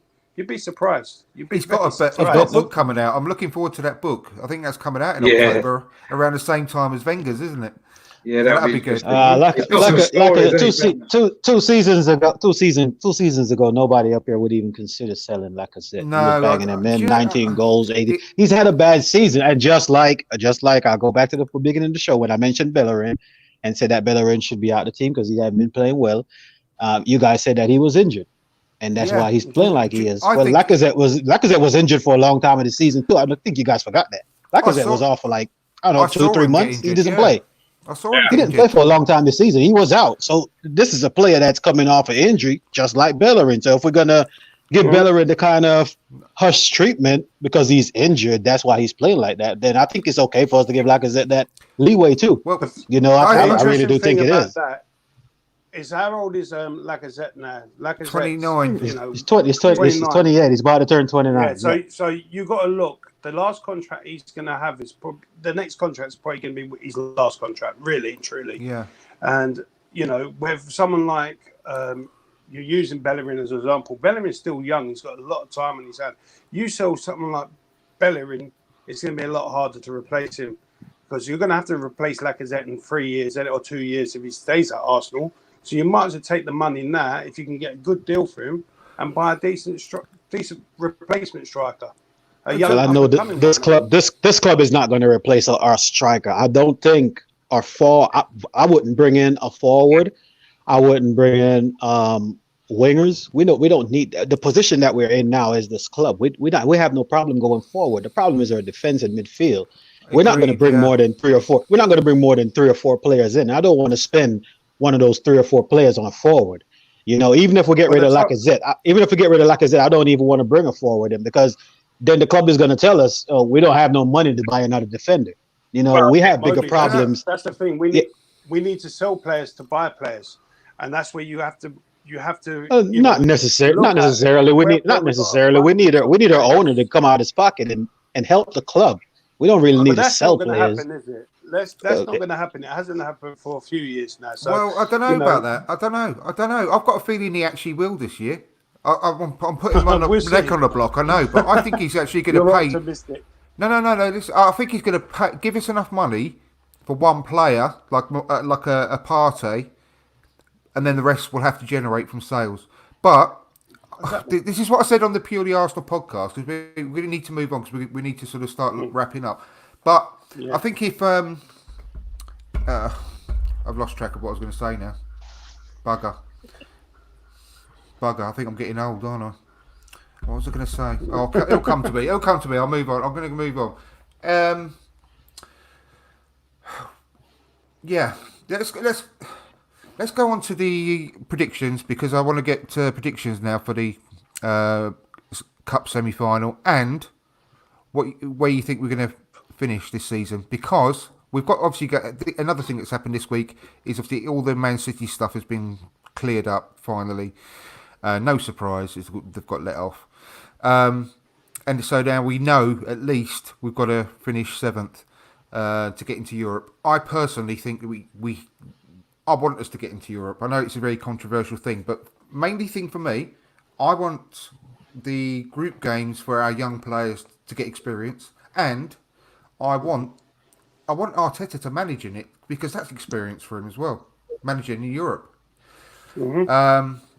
And the kudos to attract players. I know it's only the Europa League, but it's still if it shows a massive decline. If we were a Champions League club for years, then we've moved down to the Europa League.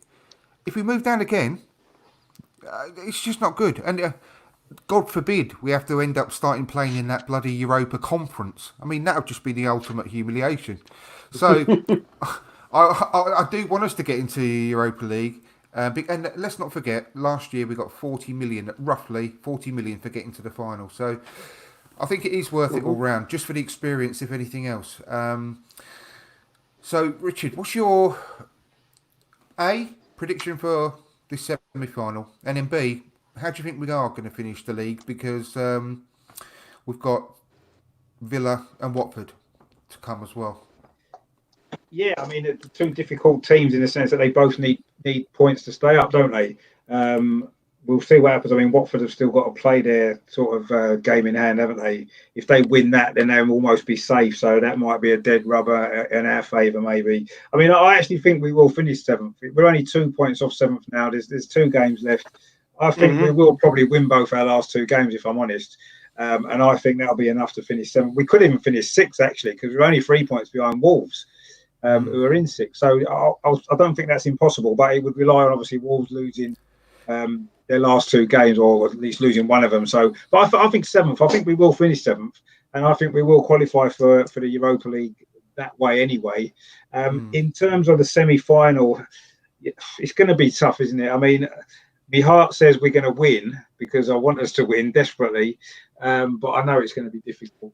I'm going to be optimistic, actually. I'm going to be optimistic, and I'm going to say that we'll win 2-1, like we did in 2017. I just feel as though we've got a bit of momentum going at the minute. Man City have been a bit hit and miss. They didn't play particularly well against Bournemouth. I know they rested a few players, but I think we've got a little bit of momentum going. I think defensively we will have a bit more confidence, and I'm going to say we're going to win 2-1. So let's be positive. Fingers crossed. And will we win the final? To me, I think Man United will get there because I think they're the form team, aren't they? And we've had a few finals against Man United in the past, haven't we? Which we've done quite well in. So, who would you prefer? Let's see. Or United? I prefer Chelsea. Because I think we can beat Chelsea more easily than it will be to beat Man United. At the minute, everything's going Man United's way. VAR decisions. They're winning every game, it seems. To be honest with you, I think it's a cup final. I think we could, on our day, we can beat anybody. We showed that last night. We beat Liverpool. We can beat anybody on our day if we turn out and play and, play to the best that we can. I think we can win. But let's get through the semi-final first before we worry about the final. See who we might have to play if we get there. But I'm going to say we'll win on Sunday 2-1, and then let's see who we get in the final, and then we can predict that, nearer the time. Sorry, exactly. I've got a feeling our name's on the cup. I really have. What's your predictions? I hope so, Andrew. I actually think the same as you. I think we're going to win on penalties against City. I think 2-2 though in the game. And as for the league, I agree with Richard. Actually, I think we might. I think we'll probably finish 7th. I think that will be enough.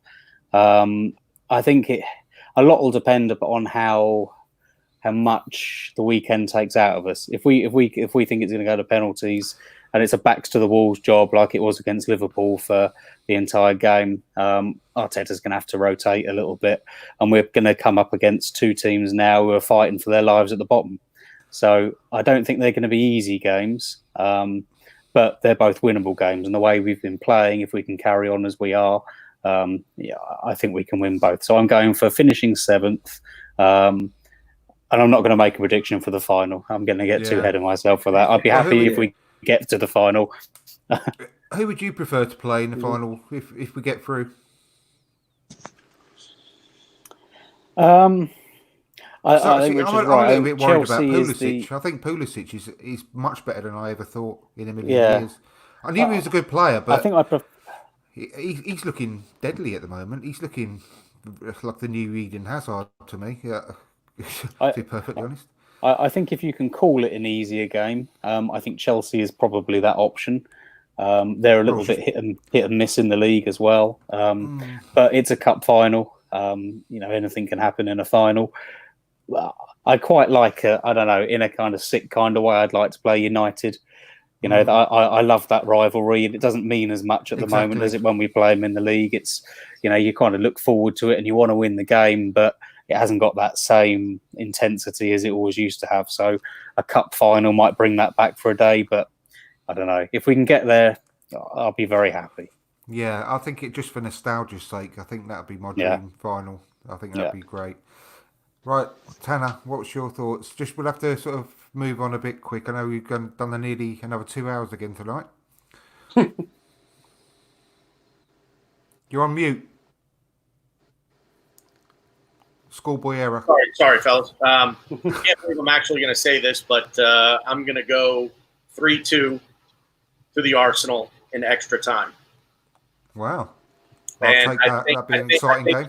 I think we'll score first. And I'm going to go out. I'm going to make one more prediction, and I think first goal wins. I think whoever scores first is going to win the match. So, but I think we can hit them quick and early, get the first goal, and then I think we kind of see City. I think they're going to get to just because they're City. They're bound to score eventually. But I can see us nicking this one in extra time, 3-2. As far as who I prefer to see in the final, Chelsea. I get the nostalgia thing with United, and believe me, I would. It's a cup final. I'm going to be up for it no matter what, and I think all the players would be up for it no matter what. But I want to win the cup final. I think we would stand a better chance against Chelsea. They're a little bit more susceptible at the back than what United are at this point. United are a very informed team right now. Chelsea, they're just they go well for 3 games or 2 games, and then they shit the bed, excuse my language, for a game or 2 and things like that. As far as where I think we're going to finish in the league, not as optimistic, unfortunately. I'm optimistic. I think we'll win our last 2 games. I don't think we're going to get the help that we need from the other clubs. I think we're going to finish 8th. Okay. So that means we have to win the cup. Yeah. Well, we've got to get to the final. If we beat City and we get to the final, we're gonna be in, because the team that wins should already be qualified. So that means the runner-up will qualify for Europa League. Yeah, exactly. Yeah. So I think getting there is the most important thing. Mobe, what's your thoughts on these questions? Is our name on the cup? You're on mute. Me too. Schoolboy error. Schoolboy error. No, I'm not as optimistic as everybody is. I mean, I do want to see Arsenal win. Don't get me wrong. I do want to see us make it to the final, but just recent history, man, is playing against City has just been so tough. Everything just always seems to go wrong. And yesterday I watched the Liverpool game, and I was like, I'm not going to watch it with any expectations. Just want to see the players show up and see what's going on. If I had to wish for a scoreline, of course I want to see Arsenal win, so I'll go for a 2-1 Arsenal win. But just in my head, just thinking about the game, I just can't see how we will reverse all these beating that we have took from them over the years. I just hope that the guys can pull their sock up and go, man, and just try and get a positive result, get to a cup final. Far as who I want to see in the final, definitely Manchester United. I hate playing against Chelsea. Don't matter how poor a Chelsea team is, they always find some way to beat us. It's just exactly. A fact. And Giroud would score against us. That's a dead it's just a fact that always happened. No matter how poor Chelsea looked when they play against Arsenal, everybody in the cup final last year, we was on form, and we swore up and down was going to beat them. It's just the way it is. They came when Arteta came and play at home. We was up 1-0 and we were playing the better football, and somehow we lost that game 3-2. We played against them at Stamford Bridge, and Luis got sent off. It's just something always happened bad when we play against Chelsea. And it's been like that for years, So don't even mention Baku. Yeah, that's what I was talking about. At Baku, we was the team in form going up against them, but we lost 4-1. You never expected that, but it's just stuff that happened against Chelsea. Manchester United, for personal reason, I would love to play against them and beat them. On the same hand, if we play against them and lose, I'm in for it, because I never hear the end of it. But I never hear the end of it. But I would definitely love to play against Manchester United in the final. But like you said, let's get over the semifinal first. I'm gonna predict a win 2-1 Arsenal. And Lacazette, the big goal. The big game player will score again and prove his worth to this club. As far as the league position go, I'm in agreement. I really do think we're going to take 6 points from our last 2 games. We're going to win our last 2 games. I hope we're going to win them. Will that be enough to take us to 7th place? It depends a lot with these teams. We need at least 2 teams to lose a game. Wolves is 4 points ahead of us. Sheffield United 3 points ahead of us. A lot of them so we need a couple teams to lose. Luckily. Well, Wolves got to play, I think, Chelsea and Sheffield United. I don't think they play any of the top 6 sides. So did they win? No, they lost. They lost 2-0. They lost 2-0 today, but they're still 1 point ahead of us in the table. Yeah, that's good for us. 2 games to go. Yeah. So we're dependent on teams to lose, which can happen. Don't get me wrong. We can go up and lose against Watford. It's the most Arsenal thing that we see it over and over again. We expect to win a game, and then the players don't turn up. So I do think we're going to get 6 points, but I don't think it will be enough to take us to 7th place, unfortunately. I think we'll finish 8th. Yeah.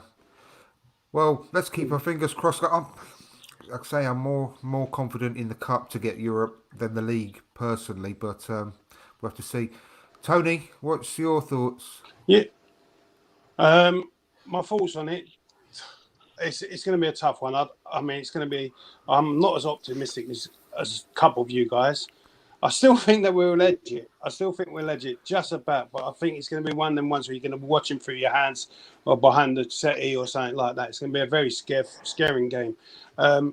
If we do win the semi-final, I think that has a major bearing on where we finish at the end of the season. Because if we lose, our next 2 games we'll probably draw after that. We'll probably just think about the beach. We won't, that's the important thing. We win, the players will play because they have to play for their cup final spot, and that's a key thing.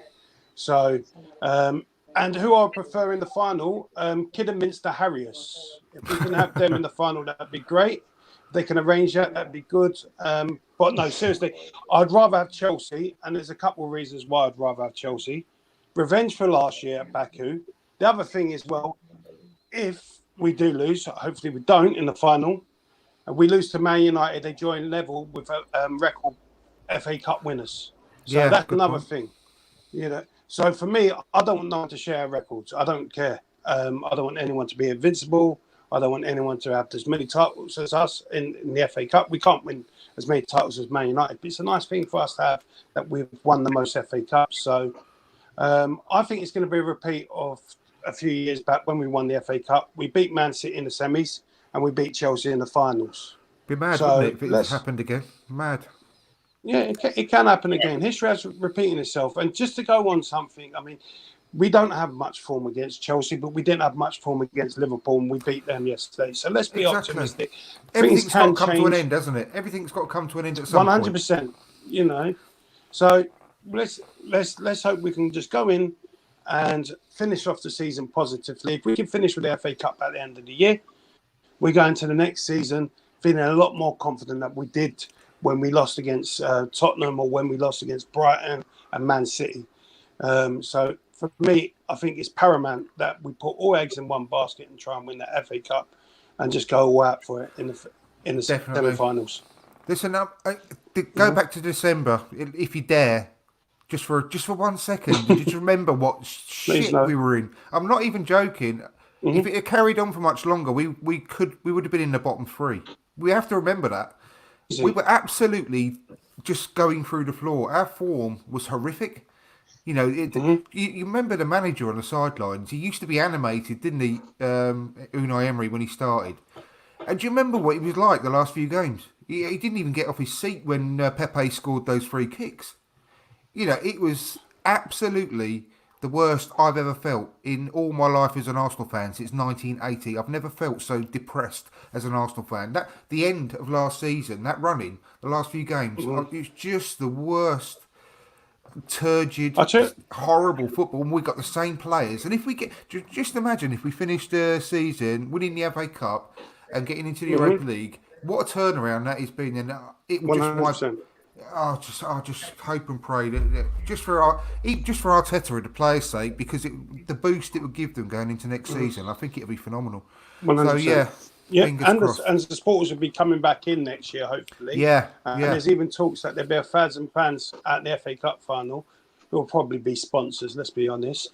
But that'd be good just to see the fans back in the ground and be able to celebrate a FA Cup. So it'd be nice to finish off our year or season. I don't know about you guys. I wasn't really looking forward to this restart and all that. I just thought it's going to be just for the TV and all that. And I've actually really enjoyed it. Found it really exciting. And I'm actually feeling a bit sad that it's all coming to an end fairly soon as well. And we're going to have a few weeks off. I've really been enjoying the games every 3 or 4 days. It's been great.